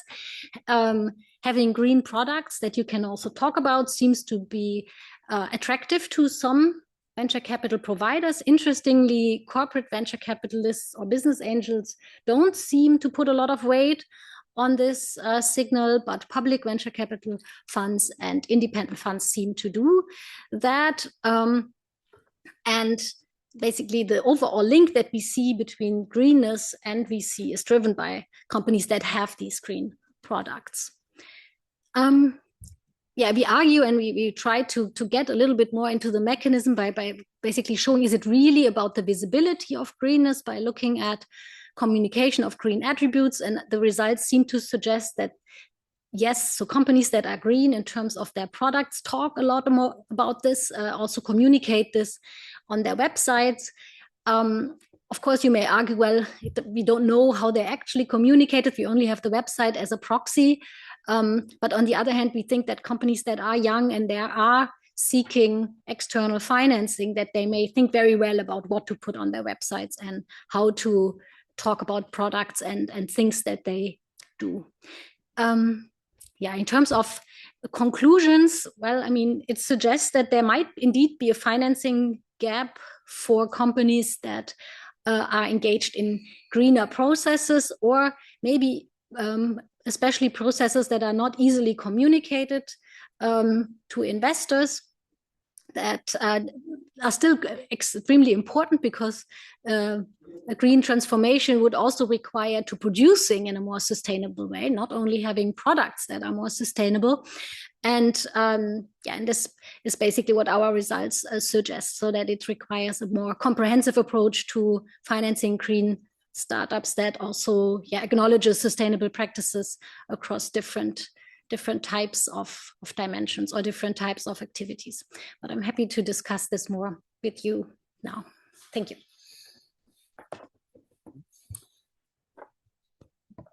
Thank you very much for your extremely relevant presentation, Hanna. I retained three main points. The first one is a little bit of a conceptual contribution that you make, that green startups are confronted with what you call the triple externality problem. And I think that your research is particularly useful in this respect to help us understand how these financing disadvantages faced by green firms are connecting to this triple externality. And I find particularly convincing your point that it's fundamental to distinguish between different types of greenness. And you use this distinction between green products and green processes. And this is kind of influencing the financings of green startups versus non-green. So I think that that's extremely insightful. And then empirically, I noted two different aspects. The first one is the one that comes from your CIIE startup panel of newly funded firms. And there are two different dimensions. The first one is that green startups seem to be facing much higher complexity to access external finance for firms than both for firms green in products and in processes. And second, that the green startup seems to be using more own funds, more bank money, and more venture capital. And the second empirical result links to your last kind of explanation in relation to the exploitation of the ZEW transaction database, and how you look at what types of venture capital are more likely to be used by green startups.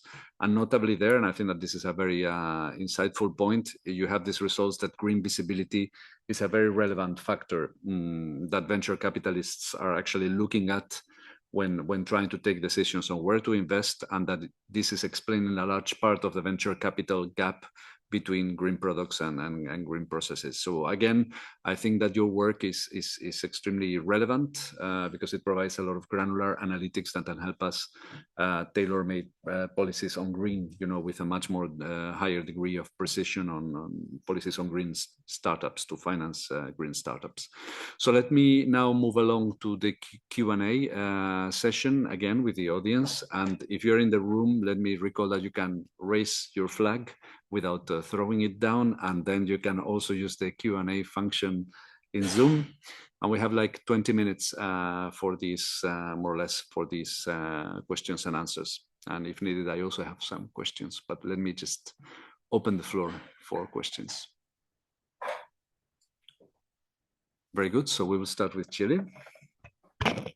Thank you so much for your presentation. I'm wondering if you explored or you have any thoughts on whether the relationship between green visibility has something to do with exits. Are they receiving more VCs because they are more easily acquired, either through a killer acquisition strategy or because they are acquired by greener, bigger firms? Is that something that you've explored, or what can you offer on that? Thank you.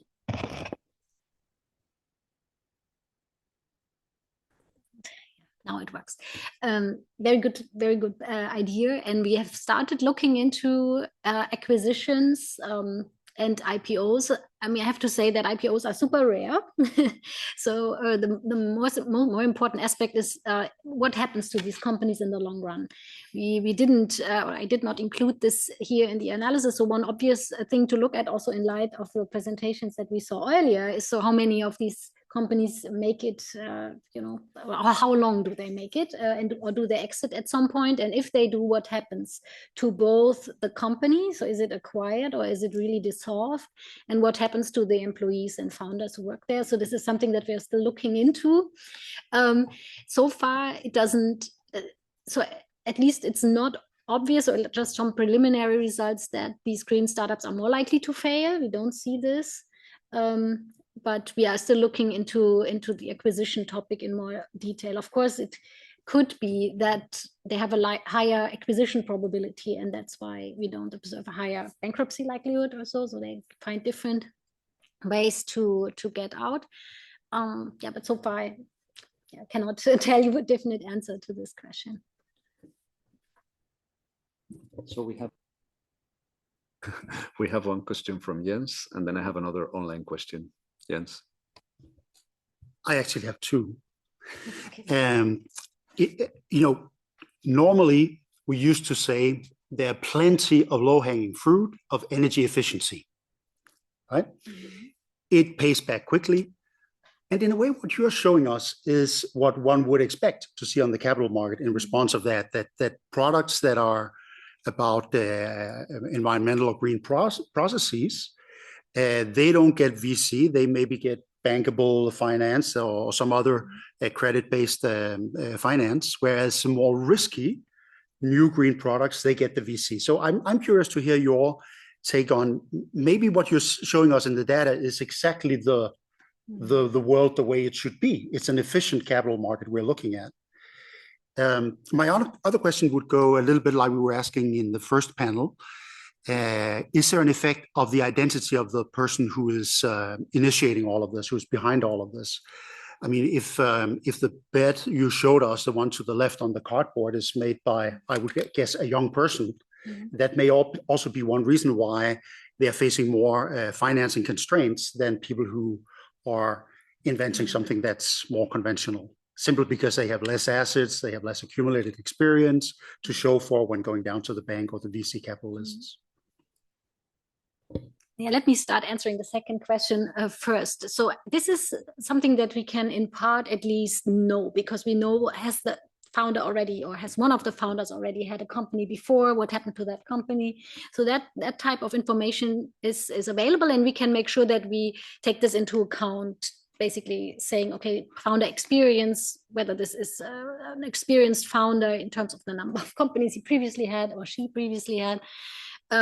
So when we do the balancing, we try to take this into account, that this is not a hidden driver behind the differences.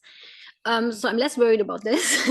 About your first point, you're of course addressing important aspects. So even though we try to distinguish between some effect, which could be any type of making the company less energy consuming, right? So let's say they switch to a different heating system, or they have a new source of energy production. They include solar panels into their energy mix and these types of things. We would expect that the company would say this has only some impact, but that for the more severe changes or the more severe innovations with regard to energy consumption, they would say, okay, this is a strong impact. However, you're absolutely right. We have no way to make this exact differentiation. So it could be that many of the energy efficiency increasing innovations in terms of processes are actually relatively minor. That's why venture capitalists don't care for them. Yeah, so I agree. So we also try to maybe I was not as neutral as I wanted to be. In fact, this is an observation, right? So now the question is, in the next step, can we try to understand better what type of processes are not being funded, or which type of green ideas are not being funded that relate to processes rather than products? But one observation, also when looking at all these websites of the companies that score very high on a sustainability score on their website, and also have said that their products have substantial beneficial effects, we saw also a lot of greenwashing. right? So products that may be green at the side of the consumer, but may still be produced in a conventional way with a lot of side effects that are related to the production of the product. Let's say one example was a heating blanket that was marketed as a green product. I think the slogan was, "We warm people, not the planet." But in fact, it was a blanket that had a battery in it, and you could charge it with electricity, and then it would heat you. And of course, the question is, would not a conventional blanket be the more sustainable option, right? But still, this company was venture capital financed, although, let's say, the environmental impact of that product could also be questionable, right? I mean, I see the point that they're making, so you can basically heat your apartment a little bit less if you have that blanket, and then you save heating or electricity or energy that you would otherwise use to heat the apartment. But the point is much less clear, I think, in some of the products. But we need to much better understand the processes, because they are not necessarily marketed as offensively or like openly on the websites as products are. And for products, I think we need to find ways to differentiate between marketing and true impact, which is subject to both the survey and the website. So that's a challenge. Thank you very much for your answer. We have actually one question online, and somebody's asking you, why do you think that public and private venture capital funds are different in terms of financing towards green startups? Yes, that's also an interesting question. We have thought about this a lot. So initially we had no expectation about this, and then to be fully transparent, of course, many investments that we see in the data come also in form of a consortium or a syndicate. So we see public VC almost always in combination with private VC, not always at the same time, but at least overall we see that, of course, they co-invest. But what was a bit surprising, so that would have been my expectation, is that business angels react to green signals, because it's often said in the literature that business angels have a mission, or they may, invest according to personal preferences.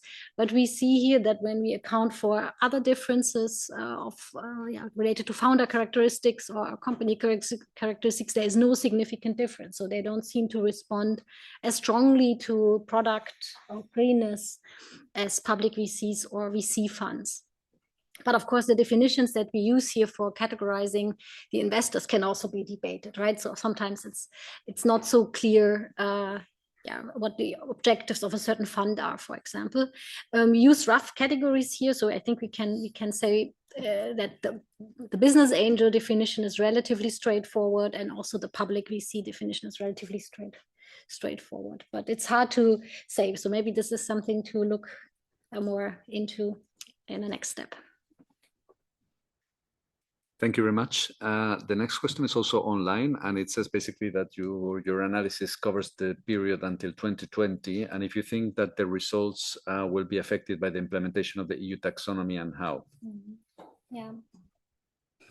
Yes, that's a good point. I mean, so far, we stopped the analysis here because COVID happened, and there was also a break in the time series of the survey later. But so obviously we need to test that. So I cannot tell you what it would be, but we will have repeated this question, and we will do so also in the future to get also time series on what happens in terms of green activities. But yeah, so that was still to be included in the analysis. We haven't done this yet because it comes with other challenges. Sure.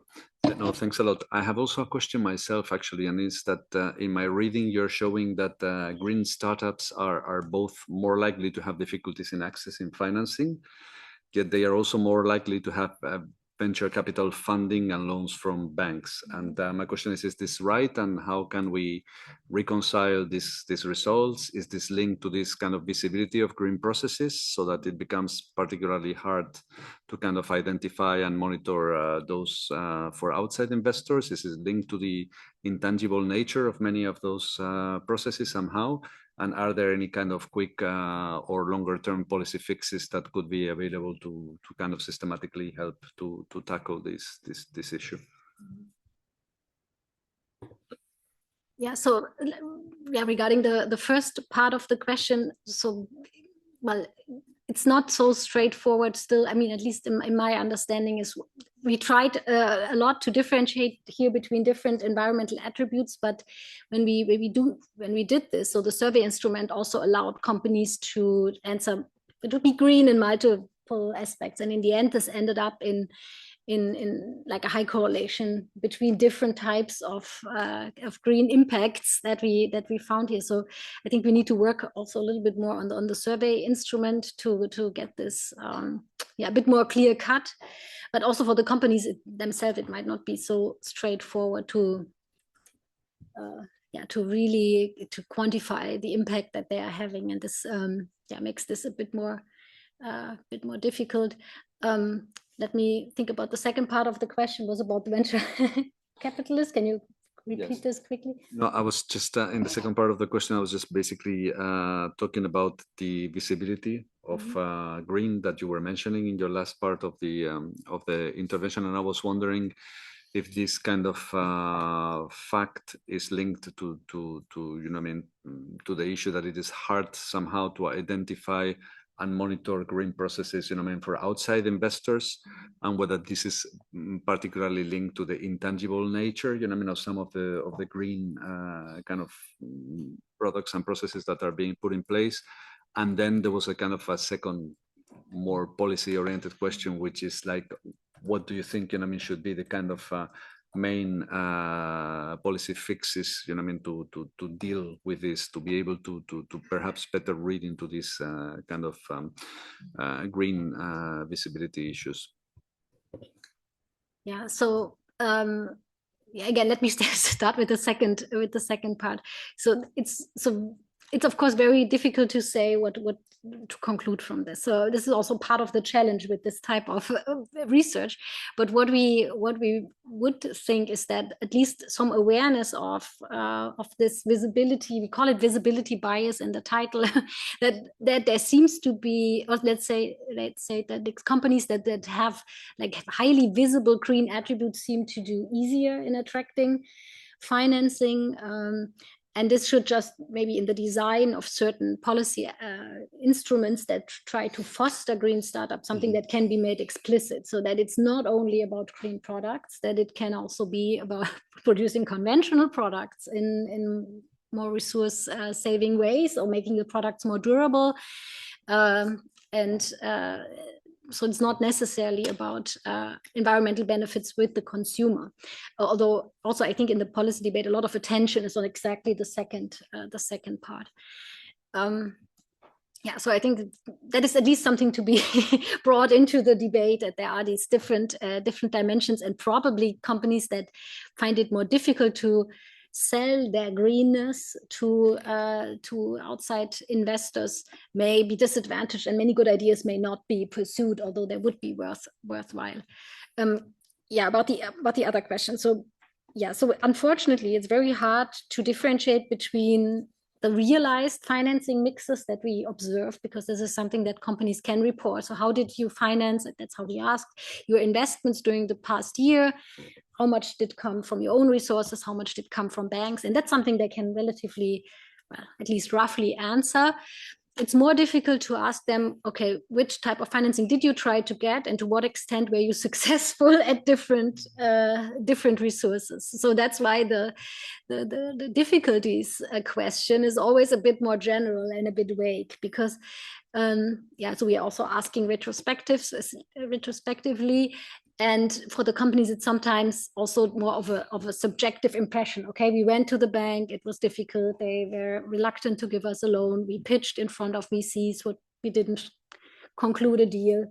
But it's very, very hard for them to say, okay, this is like the difficulties that we had with a particular type of financing source. So that's why this first question is more of an aggregate related to all of them.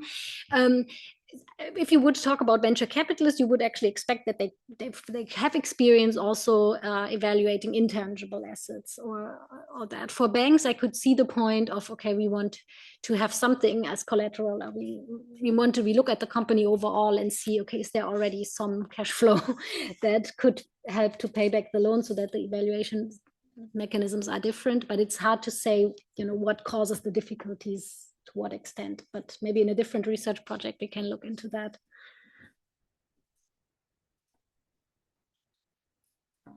Okay, I see we have no more questions. Yeah, we have one more question by Antoine. So please, Antoine. Thanks, Roman.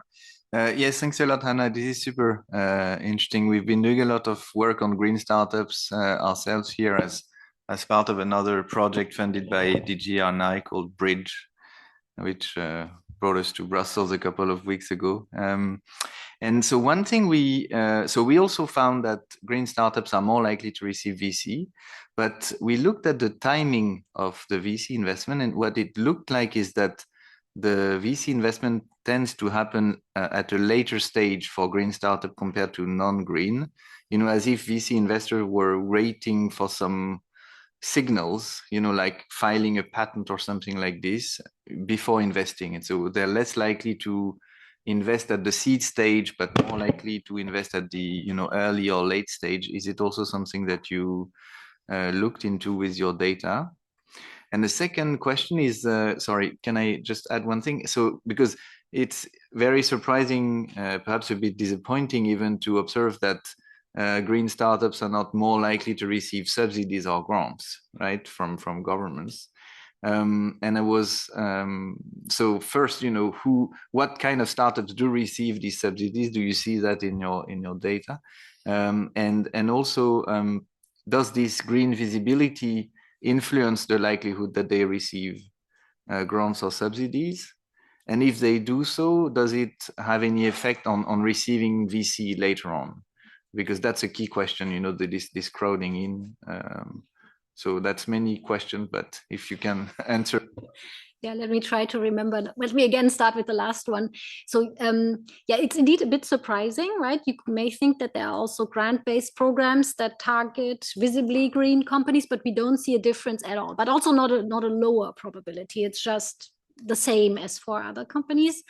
And there could be, when we see this higher probability to have public VC, so there could be a substitution effect towards, okay, if it's a really innovative green idea or green product, that this then makes you turn to a public VC provider rather than some grant-based program, because it's also more money usually than you would get.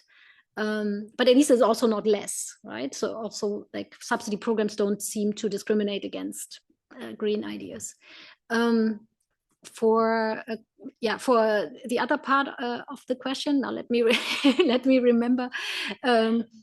Timing, exactly. Yeah, so we have looked a little bit into this. So in principle, we see that so that there is a bit of a time difference, but it's not statistically significant. So in principle, like, all of these companies that we look at are so young,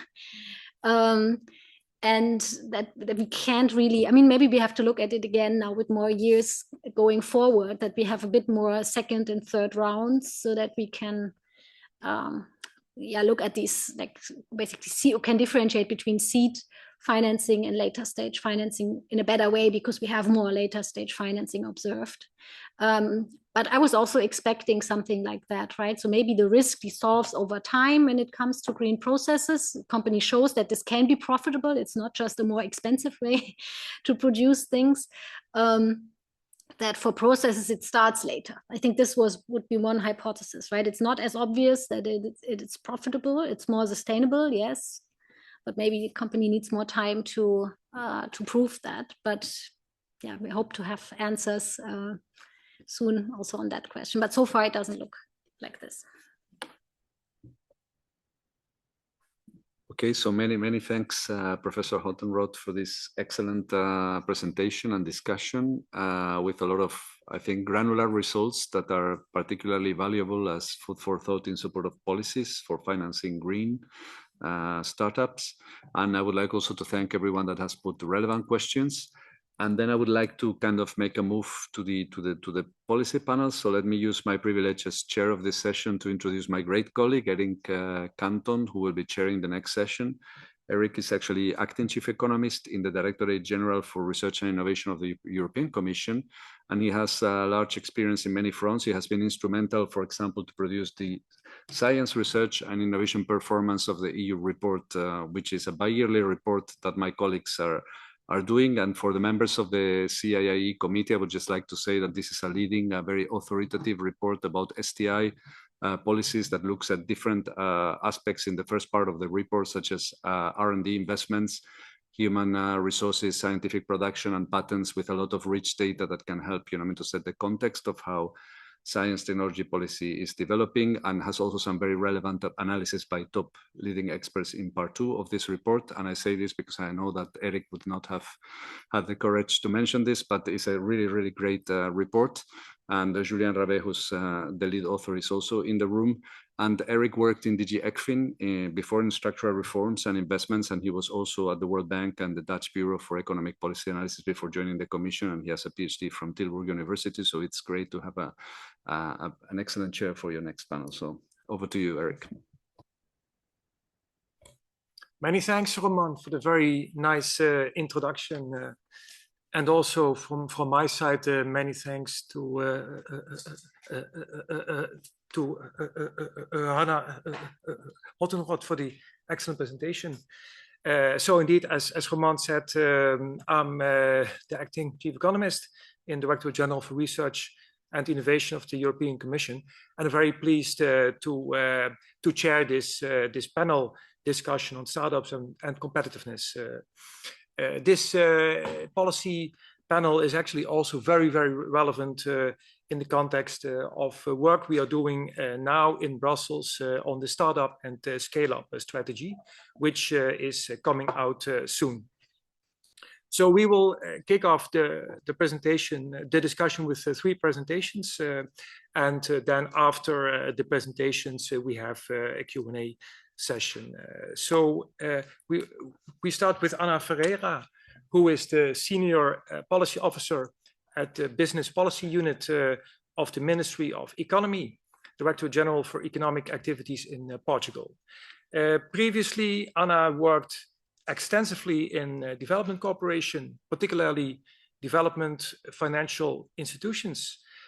She served 5 years as a member of the board of executive directors of the Inter-American Development Bank Group, focusing on performance evaluation, guidance, and private sector development. So Ana is perfectly placed to first start with an 8-minute presentation, and we are looking forward to your thoughts. Thanks a lot, Ana. So thank you very much. I was going to introduce myself, but anyway, Ana Ferreira.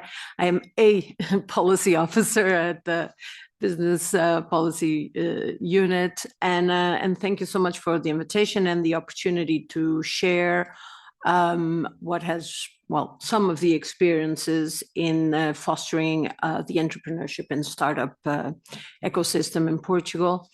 I will start by the very fundamentals, which is the definition of the startup, not so much the definition itself, but the road that took to decide to have a legal definition since 2023.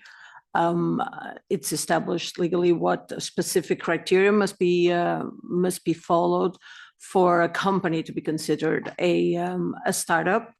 I will not go into details of the actual criteria. It's a mix of firm age and size, but also type of activity, funding, and recognition. But essentially to say that this has been instrumental also in developing targeted incentives and instruments to support this specific segment of companies, particularly in a context of a proliferation of incentives, which was also the case. I realize now maybe the title is a bit maybe overselling it, but I think it's safe to say, and I think the numbers also show that the startup ecosystem, or the number of startups in Portugal has shown a sustained growth in the last decade, particularly in recent years. See, the 68% of the new startups have been created in the past 5 years. There are a lot of factors that explain the increasing significance of the Portuguese startup hub. Some of them are just more structural enablers, high level of education, digital infrastructure, but also deliberate, systematic public investment agenda in the past years, and also we will see particularly also focus on the tech sector. Okay, perhaps too fast. The latest available data, which is from 2023, shows that at the beginning, so it says they're 2024, so at the beginning of 2024, and following the legal definition, there were around 4,719 startups in Portugal. I mean, it's I don't know what the French colleague he's going to say next in terms of the number, but I would take from the side essentially the trend and the relative growth in relation to the previous year. You can see a bit of you have the entering and the leaving startups, so you can see a bit the churning in place. But also, I mean, we're talking about an ecosystem that's highly concentrated, as it is at present, highly concentrated still in Lisbon, in the capital, to a lesser degree in Porto. We're talking about 2.5 billion turnover. We're talking also about companies to which exports are an essential component of their business model. And what you can see, what I wanted to bring us to, which is the right side statistic, which is from the turnover of the startups in 2023, 63% were on companies that were classified as ICT.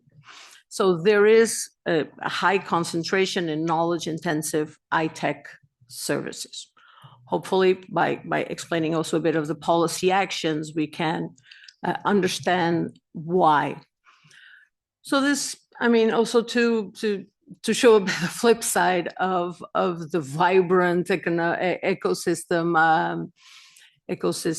slide, but challenges remain on the scaling up. I think we are going to, the CIIE committee is going to look this week at a country note about business dynamics in Portugal that shows that post-entry performance is below average, so it's not as exciting afterward. So there's some structural challenges that are there to scaling up, access to finance being one of them, the internationalization. As I said, exports are an important part, but then expanding into a more systematic international market presence still continues to be a challenge for the companies, as well as talent retention. As I was saying, the Portuguese incubation and acceleration ecosystem has shown has grown a lot in the past years. Also, it's more organized in terms of the dynamizers. There's Startup Portugal, which is basically a nonprofit that runs helps run the ecosystem and promote activities in support of the startups. But we have embarked with the support of the DG Reform Technical Support Instrument and in partnership with OECD's own Center for Entrepreneurship, SMEs, Regions and Cities on a quite extensive analysis and benchmarking exercise on the appropriateness of the incubation and acceleration ecosystem that is in place to actually cater to the needs of the Portuguese scale-ups. I mean, I wouldn't be forgiven to give too much away because, you know, the report has been completed, but the launch is only in September. So I'll just give a peek on some of the main policy recommendations. And this is specifically regarding the ecosystem. And one of them is strengthen collaboration between, you know, incubators, accelerators, academia, and other actors of the ecosystem. Greater specialization. So many of the incubators and accelerators in Portugal are generalists in nature. So we saw space to promote greater specialization and performance monitoring, but also addressing the identified capacity constraints, not only on staff skills, but also the ability to source high quality mentors to, you know, basically support the companies throughout their development. And then again, expand and diversify the public and private funding availability, especially increasing the share of private investments. Acknowledging all these challenges, there's, like I said, a deliberate and deliberate and targeted agenda that has been put in place to support business development, but in particular entrepreneurship and startups. These three programs that I mentioned here are more, you know, broad flagship economic agenda programs. Acelerar Economia is basically the economic program of the government, but which includes specific pillars on entrepreneurship, innovation, and talent. But then on the other side, also promoting scaling up and consolidation of the companies. The Portuguese Recovery and Resilience Plan also, you know, goes without saying, also has a very, it has a considerable focus on supporting entrepreneurship. And more recently, there's a new program specifically looking at more competitiveness and export. I will give some examples of some of the policy actions that are currently in place, being rolled out. I mean, by no means is this exhaustive, but it does, hopefully, these are instruments that can address some of the challenges that were identified. And you will also see that there are quite some tech and innovation focus to some of them and to many of them. More at the startup level. So there's a program for directly supporting digital technological products. So startups that develop new digital and technological products. There are two programs that are specifically targeted at attracting foreign investors and foreign entrepreneurs and foreign qualified professionals to the Portuguese ecosystem. So it's Startup Visa and Tech Visa. There's also a specific program for digital nomads that has been rolled out in the past years. At the level of funding, we said it's a recognized challenge for some of the companies. Specifically here, we talk about the VC arm of the Portuguese Development Bank that has also with support of the European Investment Fund has been creating some specific investment lines. There's a specific program that is provides risk capital for science and tech-based startups that has, like I said, been strengthened in recent years.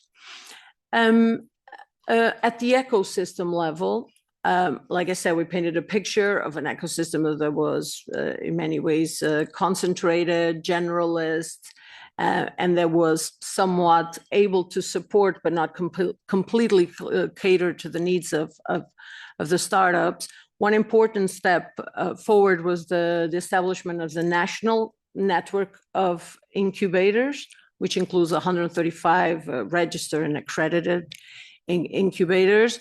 And so that speaks to the need for major or more cooperation that was identified. But also, it also speaks to the need to strengthen the capacity and the skills of the staff of these ecosystem actors. And so the network itself has developed a tailored training program to sort of meet these needs. There's also just the 20 million allocation of grants to develop, so vouchers for incubators and accelerators. There is an issue identified, that the criteria for the allocation and also the the continuity of the availability of this funding. But also specific programs, for example, for the digital innovation hubs that support digital transition of companies. In this case, a little bit less startups, but still on young companies. And the national network of test beds, again, another identified, I'd say, shortcoming of what the services of the ecosystem were, specifically allowing then companies to test in real client environments the products. So this just to paint a picture of, let's say, of great potential, of some deliberate investment and policy actions. And I guess in a way, maybe it could be useful, all these, I mean, this presentation is available. Everything has links. So if anybody wants to explore further, and thank you for listening. Many thanks, Anna, for bringing in some interesting numbers. It's good to see this expansion of the Portuguese startup ecosystem, and indeed with this high concentration in Lisbon and Porto, which you mentioned, and the focus on ICT and high-tech services. And also thanks for mentioning some of the challenges and linking it to the national and EU actions to further support the startup ecosystem. So now let us go to Benjamin Nifusi, who is economist and senior civil servant. He's actually serving as deputy director of the Economic Foresight Studies and Evaluation team within the Directorate General for Enterprise at the French Ministry of Economy, Finance, and Industrial and Digital Sovereignty. His role involves shaping policies related to competitiveness, innovation, and industrial development. And Benjamin previously held positions at the Ministry of Labor, working at the Directorate for Research, Studies and Statistics, and at the Directorate General of the Treasury, where he contributed to a wide range of economic and social policy topics. Benjamin, the floor is yours.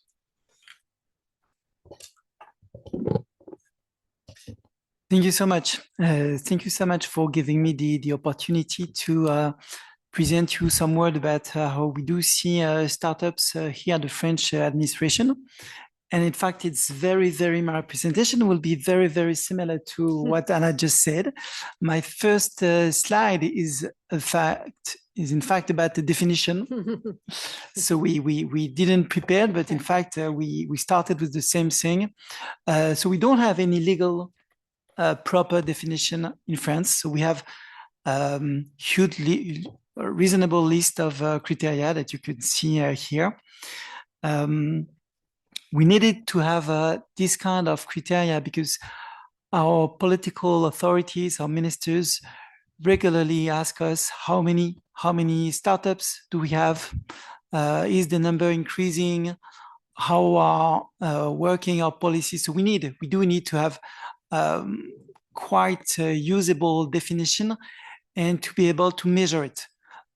So we use administrative data to be able to measure every year with methodology this number of startups. So at the bottom of the slide, I listed the 3 criteria that we are using. First, we want them to be young. So we use either less than 8 years. I think it was similar to what you were referring to before, or 12 sometimes. So these are startups a little bit older. So a criteria of age of the firm. They have to be independent, which is not something easy to check. And they need to have an innovation dimension. And so to measure, to consider this innovative dimension, we use the fact that the firm has benefited from an innovation support public program in France. So this is the basic criteria we are using to define in a statistical way what is a startup, and to be able to give a number. So you can see that if the public support expand, by definition, we'll have an extension of our number of startups, which is not exactly what we'd like to measure. So usually what we do is that we look at period where support program is kind of stable, where we do have a possibility to look at evolution. So my second slide is pretty much the same as yours.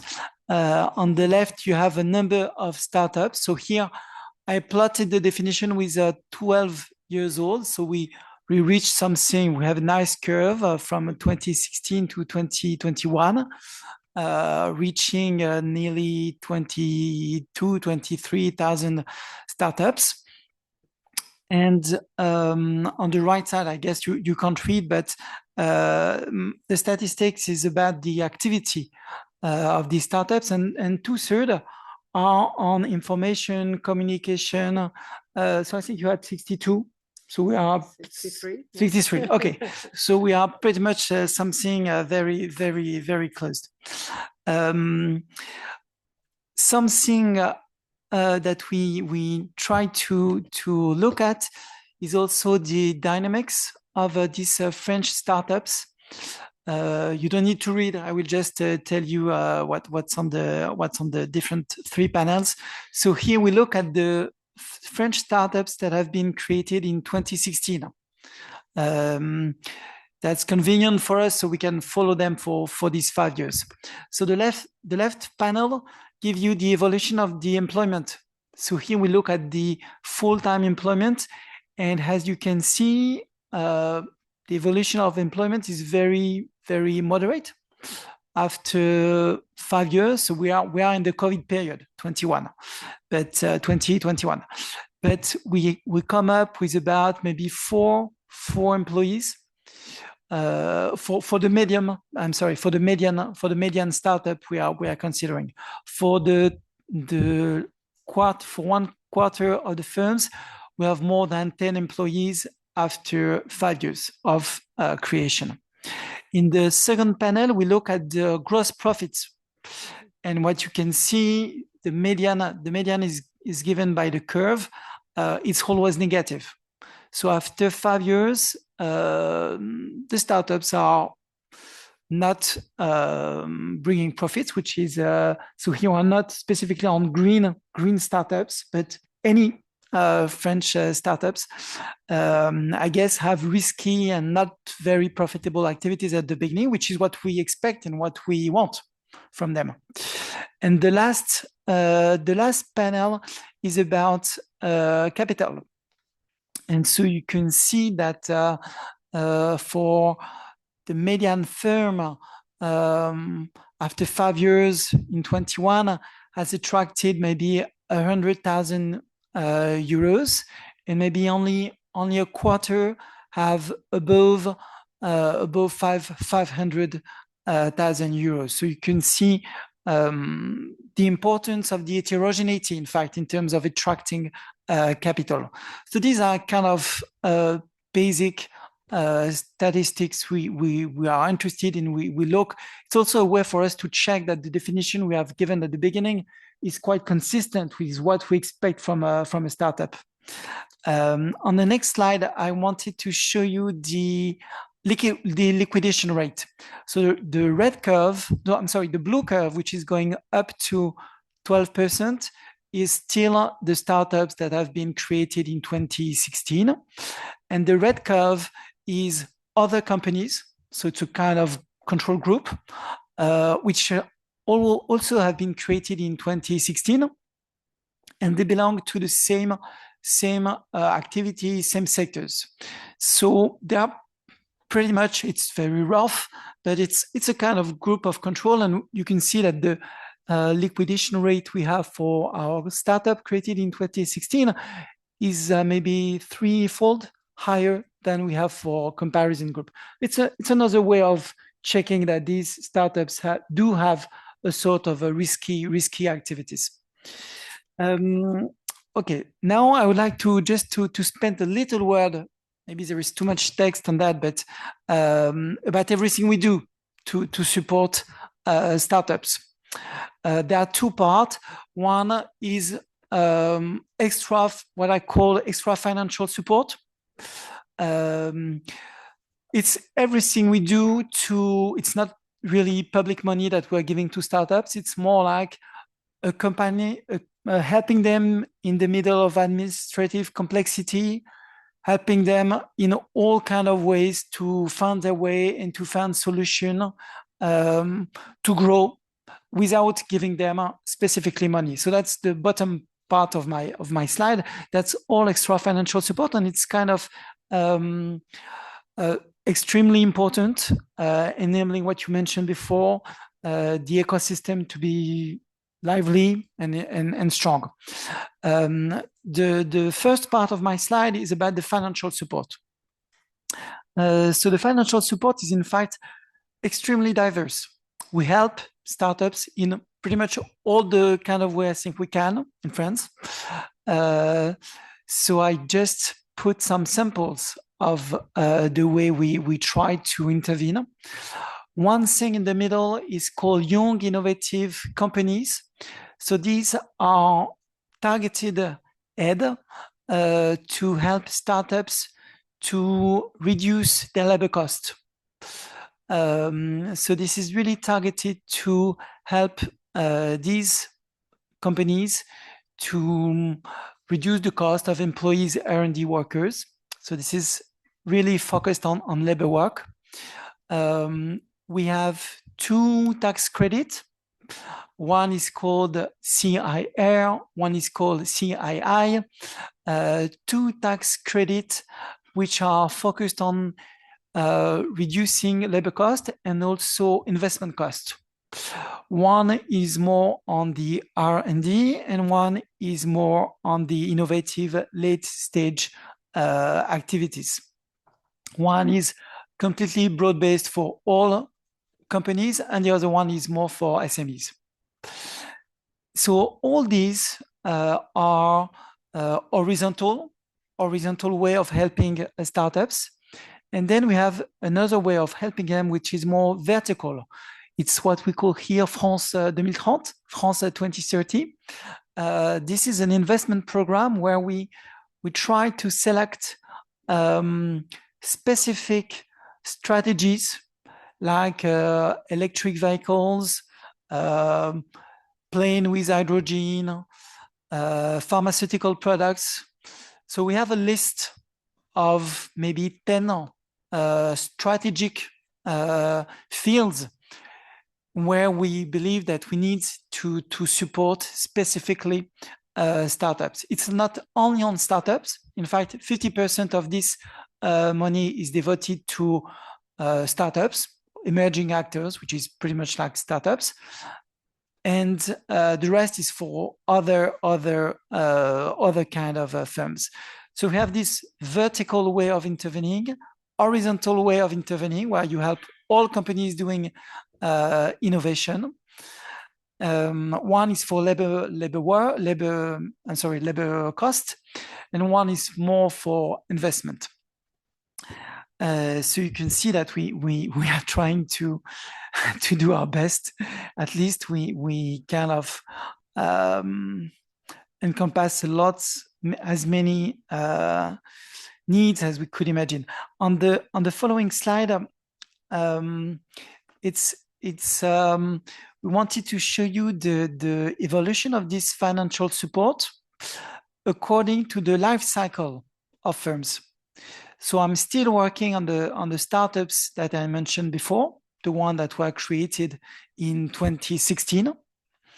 And here on the left panel, we are looking at the public money they receive through these different tax credits, subsidies, and labor cost contribution. So if you look at the left panel, you have this blue line, which is a blue histogram, which remain very important. It's the tax credit that is helping firms to reduce their cost for R&D workers and to reduce the cost of investment. And you can see that this is quite stable. On the first 5 years of existence of these startups, this tax credit remain very important. If you look at the purple line, purple is subsidies given by Bpifrance. Bpifrance is a public bank giving subsidies, and you can see that this money, this support is decreasing for the first 5 years of existence of these startups, which is what we expect, because Bpifrance is supposed to help startup firms at the very beginning of their life, when the situation is very risky, where it's difficult for them to find private financing. So we are happy to see this support decreasing over time. And if you look at the, it's another pink, CIIE, this one is increasing over the first 5 years. This one is another tax credit, but it's a tax credit more devoted to late stage, more innovation stuff. So once again, we're happy to see this one increasing over this first year of existence. It's a sign that this share is more and more important, and that this tool is working as we expect. On the right panel, it's pretty much the same information, but we are looking at the individual aid amount by firm. So you can see that the purple is really increasing on the last one. This is the subsidy. Subsidy is increasing because this Bpifrance, this public bank, is doing a work which is more and more targeted.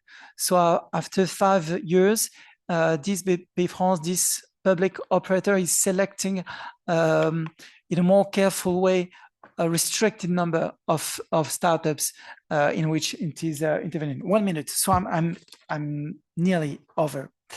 I have just two slides I'd like to show. One is on public procurement. We do believe that public procurement is also a way to support startups. And so what we do is we look at how the different departments, the different ministers are buying from startups. And it remained very low. It's about 3% for the finance minister, my minister. It's about 3%.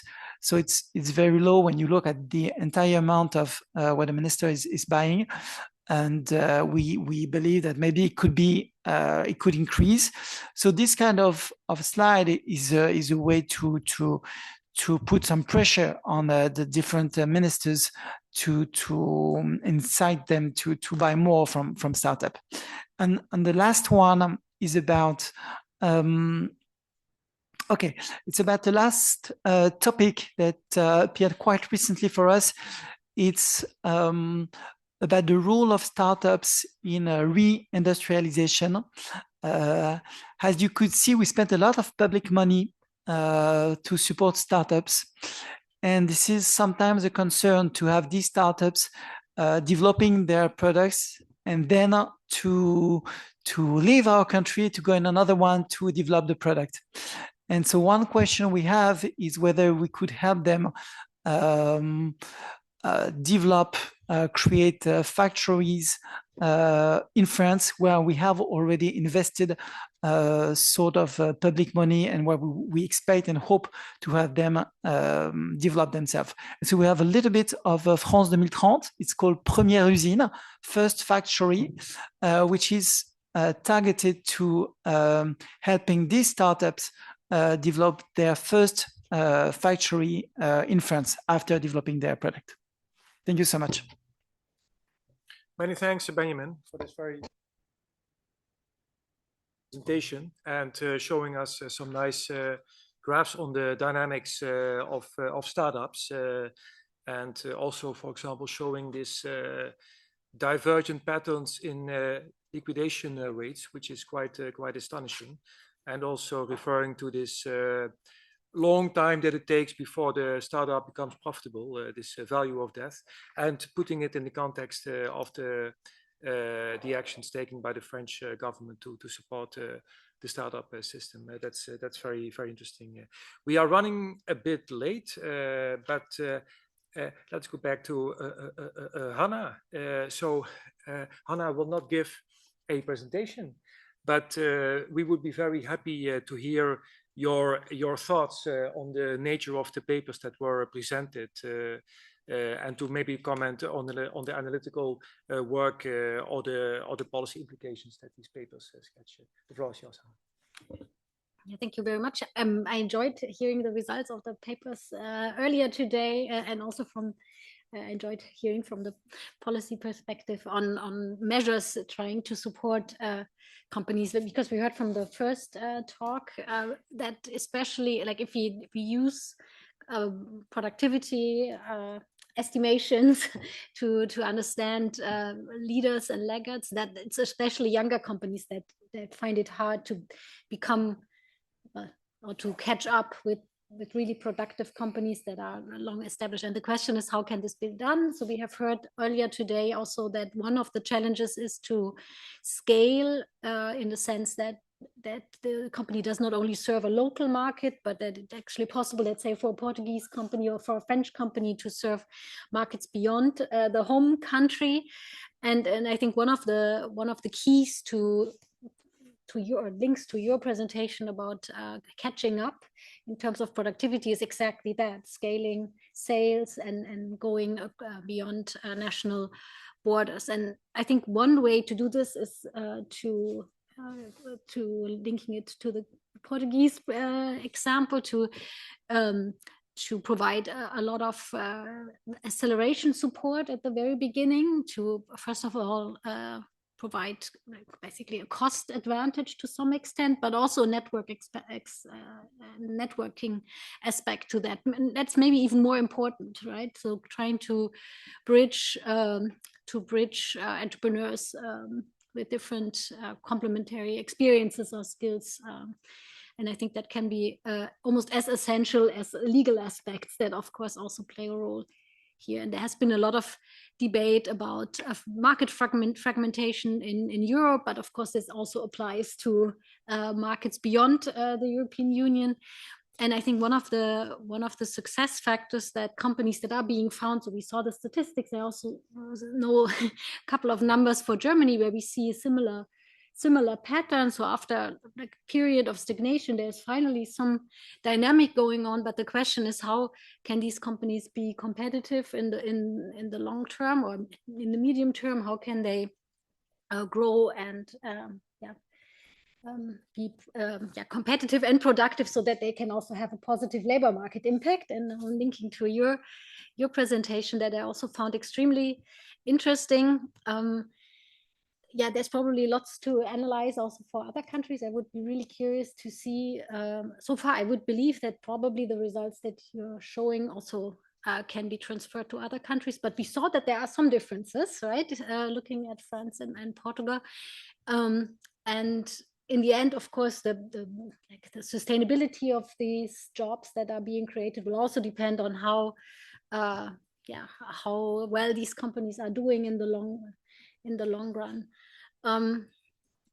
So to make a long story short, so I think all these presentations add very nicely together, and I would like to discuss maybe the link between the different policy instruments that we've heard, so the financial incentives, but also the ecosystem instruments, and how they link to the long-term performance of these startups that we saw being established in the past couple of years.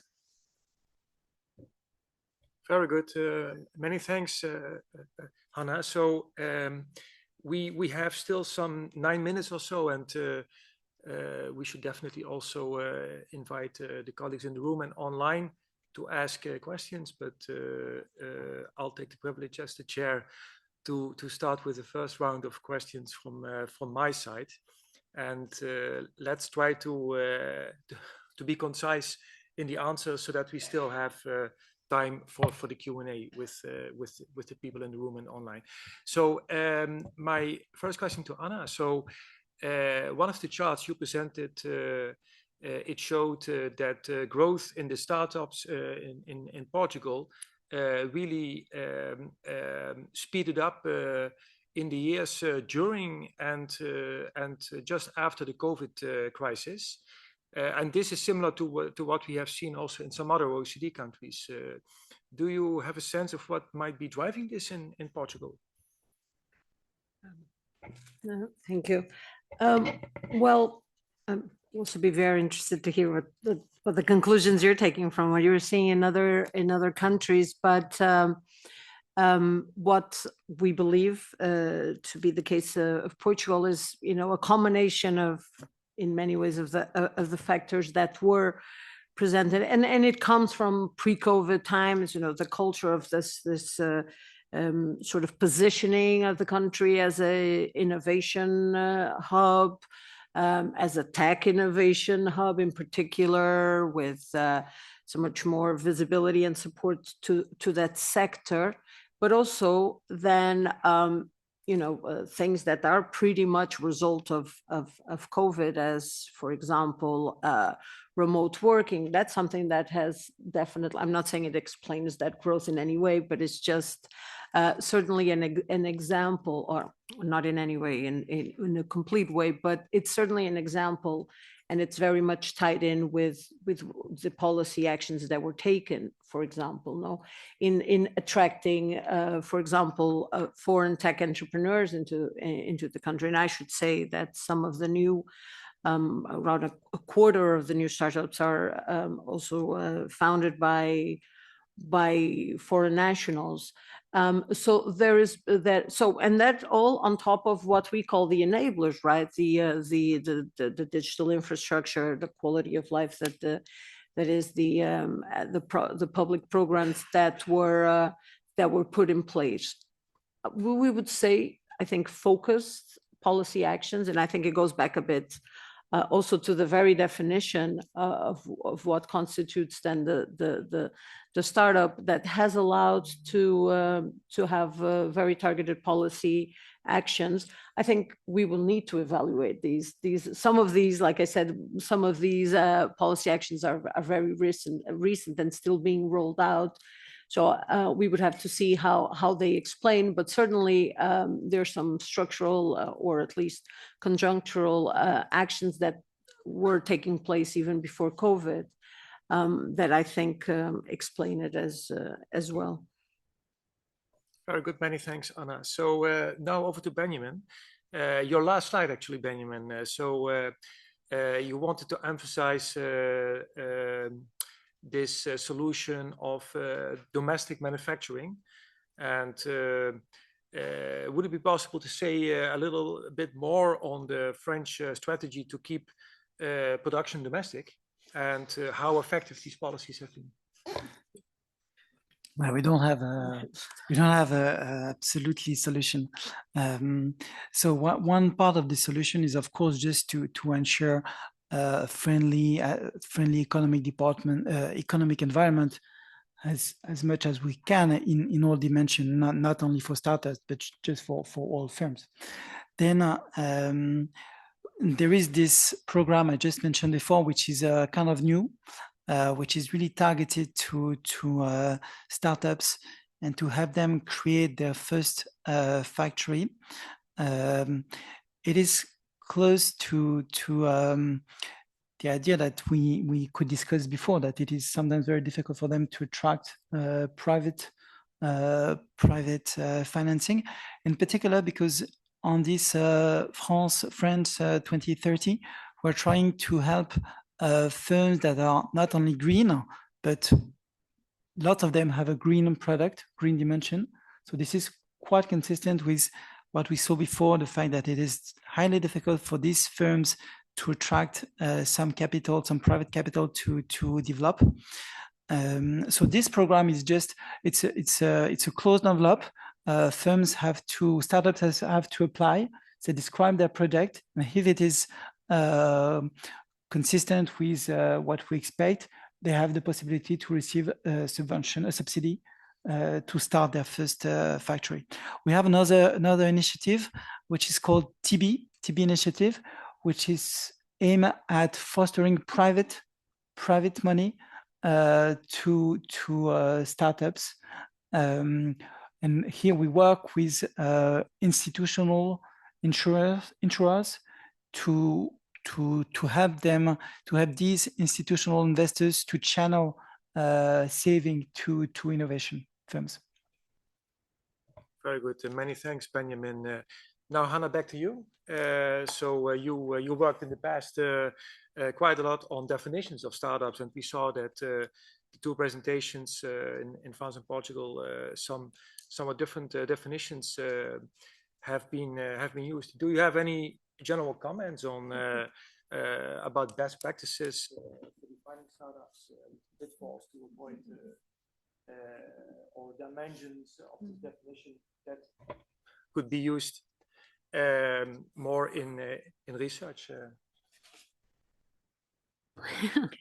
Yeah, that's a very good question. I mean, you saw that a couple of criteria came up in almost all definitions that we saw today. So certainly that it's about companies in the startup phase. So the first couple of years. So if a company is already 15 years active, I would also say this is no longer a startup. So I think this, I mean, there is no ultimate truth, right? But probably something younger than 10 years is still a startup. But if it's older than that, I mean, we applied these 8-year cutoff based on some literature that has also talked about different phases. But obviously, this also depends on the sector, right? So having one cutoff, like for all companies, might always be a bit rough. Another, I mean, that's maybe a more critical point, relates to the criterion of innovativeness, because this is sometimes hard to tell. So some definitions that I've seen have used a sector categorization, saying, okay, if you are in a typically R&D intensive sector, you're an potentially innovative company. But this is, again, not necessarily the best way to identify companies, because there is a transformation going on. Sectors that were traditionally very innovative may not be so anymore, right? And we may overlook activities in the service sectors that are highly innovative by applying an R&D based criterion. So one could debate how to define this, but the one way to do this is to look a little bit into the aspirations of founders, and that can be done by using a legal form criterion that may work in some countries better than in others. But let's say if you choose a limited liability legal form, then of course this tells us already a little bit about the risk. Yeah, so. But I mean, I saw the definition that was used that took into account whether there was public support for innovation activities. But that made me wonder whether, like, really high performers may not even make use of this. But then I understood your policy instruments that you were talking about, also that it comprises tax credits, and then it makes sense to me to use that. Yeah, but overall, there is not a unique definition that would probably apply all the time, but I think the most important aspects are probably related to being young and being somehow ambitious, in the sense that it is more than a self-employment type of activity. And of course, I also saw that almost all definitions that we saw today made clear that spin-offs are not part of that definition. That is sometimes also subject to debate. So whether corporate spin-offs or should be included if we also include university spin-offs, right? So why do we include one and not the other? So I think also there is a bit the subject or a bit room for debate. Many thanks, Hanna. I realize we are running a bit late, but let's still do a very quick Q&A. We have some questions online, but I also want to see if there are people in the room who want to step in or have questions. Maybe if not, we can, we have there a question. Sorry. From the United Kingdom, please. Yes. Thank you. And thank you. These have been a really interesting set of presentations today. I'm particularly interested in the use of public procurement as a way of supporting scale up. So in the UK, we have a lot of startups, but not necessarily able to scale up, and particularly relevant to the green transition. And I was wondering whether or not there is kind of an interlinkage between public procurement initiatives that might support startups in kind of green firms, providing market assurance, for example, and whether or not that might then interact with potential VC funding. It's not, I don't know if that's quite like a complicated thing to look at in the data sets in particular, but quite interested in that as a tool for supporting and scaling up. Thank you.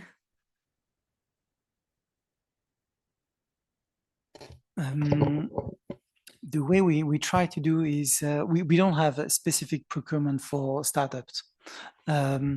What we just open a possibility for firms to apply. What we try to do is just to introduce this possibility in the spirit of the people who really do the operations, which is not absolutely not what they are used to. For years, they have been used to do their job in a way to reduce the cost and to buy at the lesser price. This was really their motto, to buy at the lesser price. And so now we are trying to introduce a little new way of thinking, the fact that they could introduce this idea that it can be welfare, well-being, to improving, to buy from startups, or to introduce some recycle or some green elements. So we are just in the beginning, I guess, of really trying to implement that in a way which is very soft for now. We have the guidelines, we introduce some little share of innovation in the score. You know, when they buy from a company, they score each product, and we just are trying to introduce a little share of innovation. Maybe 5-10% of the grade is related to innovation. That's all. So it's very limited for now, but we see it as maybe a way to change things. Very good. Thanks a lot. I see we also have some questions online. So you want to read them? Yes, thank you. Let me read the questions that we have online. So the first question is on the role of social economy in startups. So perhaps you can tell us if you have some data or any insights on the status of these startups. Are some of them not fully for profits, and types of firms that have mixed objectives? And the second question is about the role of internationalization in the development of young companies. So and I alluded to that already in our presentation, but do you have an idea of perhaps the share of these startups exporting, or specific support for startups, helping them with export or import procedures? I'll do as Anna and start by the second question, but that's also mainly because I don't really have not an answer, but I do not have the data for the first question, which is very interesting. But I'm afraid I'll have to disappoint on that one. On the second one, of the 2023 data that it showed, that was those companies that at the beginning of 2024 existed, the total turnover was 2.6 billion. Of that, 1.5 billion, so what is that, 70% or something, two-thirds related to exports. But this is in the aggregate. So obviously we think about a quarter of the companies already were able to export. There might be, the occasional opportunistic export. It could also be, a very deliberate internationalization strategy. So from the numbers, we do not get that. Having said that, it remains an identified challenge, not only for the companies, but also as of right now, for the ecosystem to be able to do the support that the companies need because an internationalization strategy requires resources and also capabilities that some of the startups are still hard to come by for the startups. So in that sense, I think a bit glass half full at this point regarding that, but certainly an ambition and an aspiration for most of the companies, and a specific element in their business plan for sure. I don't have a number neither, but we do have putting everything we know in a publication which is called TEMA DGE. So I can give you maybe the link, and everybody who is interested, I will be very happy to share the link, and maybe you can look at maybe answers on that.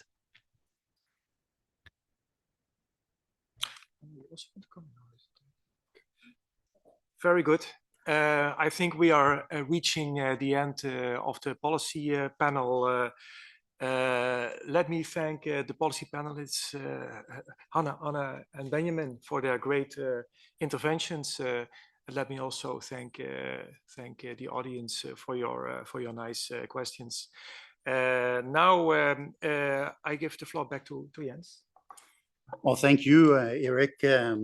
We are getting towards the concluding of this latest fantastic MAP Prodigies workshop. We heard about the importance of understanding the distribution of productivity, and to understand that some of the laggards are actually new small firms that have the potential to grow, and maybe we could support them more in that process. We heard about that doing that is supporting startups. It's not necessarily against good jobs. Actually, some of them are pretty inclusive, whether it's in terms of wage gaps between genders, or in terms of giving employment opportunities to immigrants. What I noted above all from our discussion is that there's a lot of attention to this. There's actually also some good numbers. I mean, we saw for both France and Portugal an increase in the number of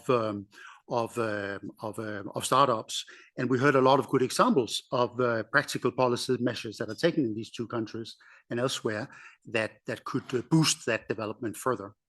So finally, let me thank our presenters, the whole orchestra, our keynotes, panelists, all of you who engaged online. And I would also definitely like to very much thank our colleagues from the European Commission, DG Research and Innovation, for their support and for being such great partners during the course of this work. It has really led to important policy insights. So Eric, what would you say? Any final words?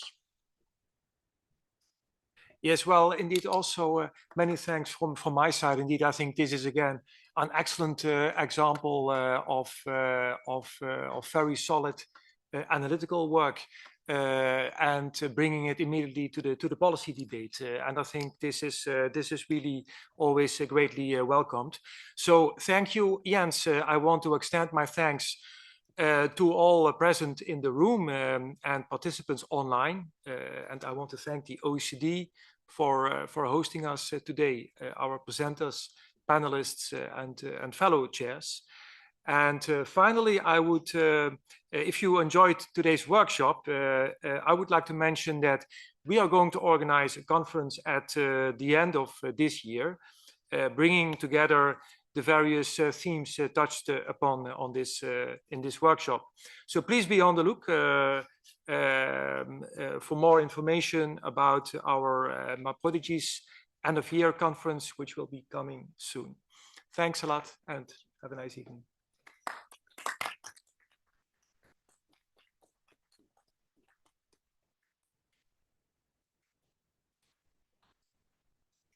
Thank you.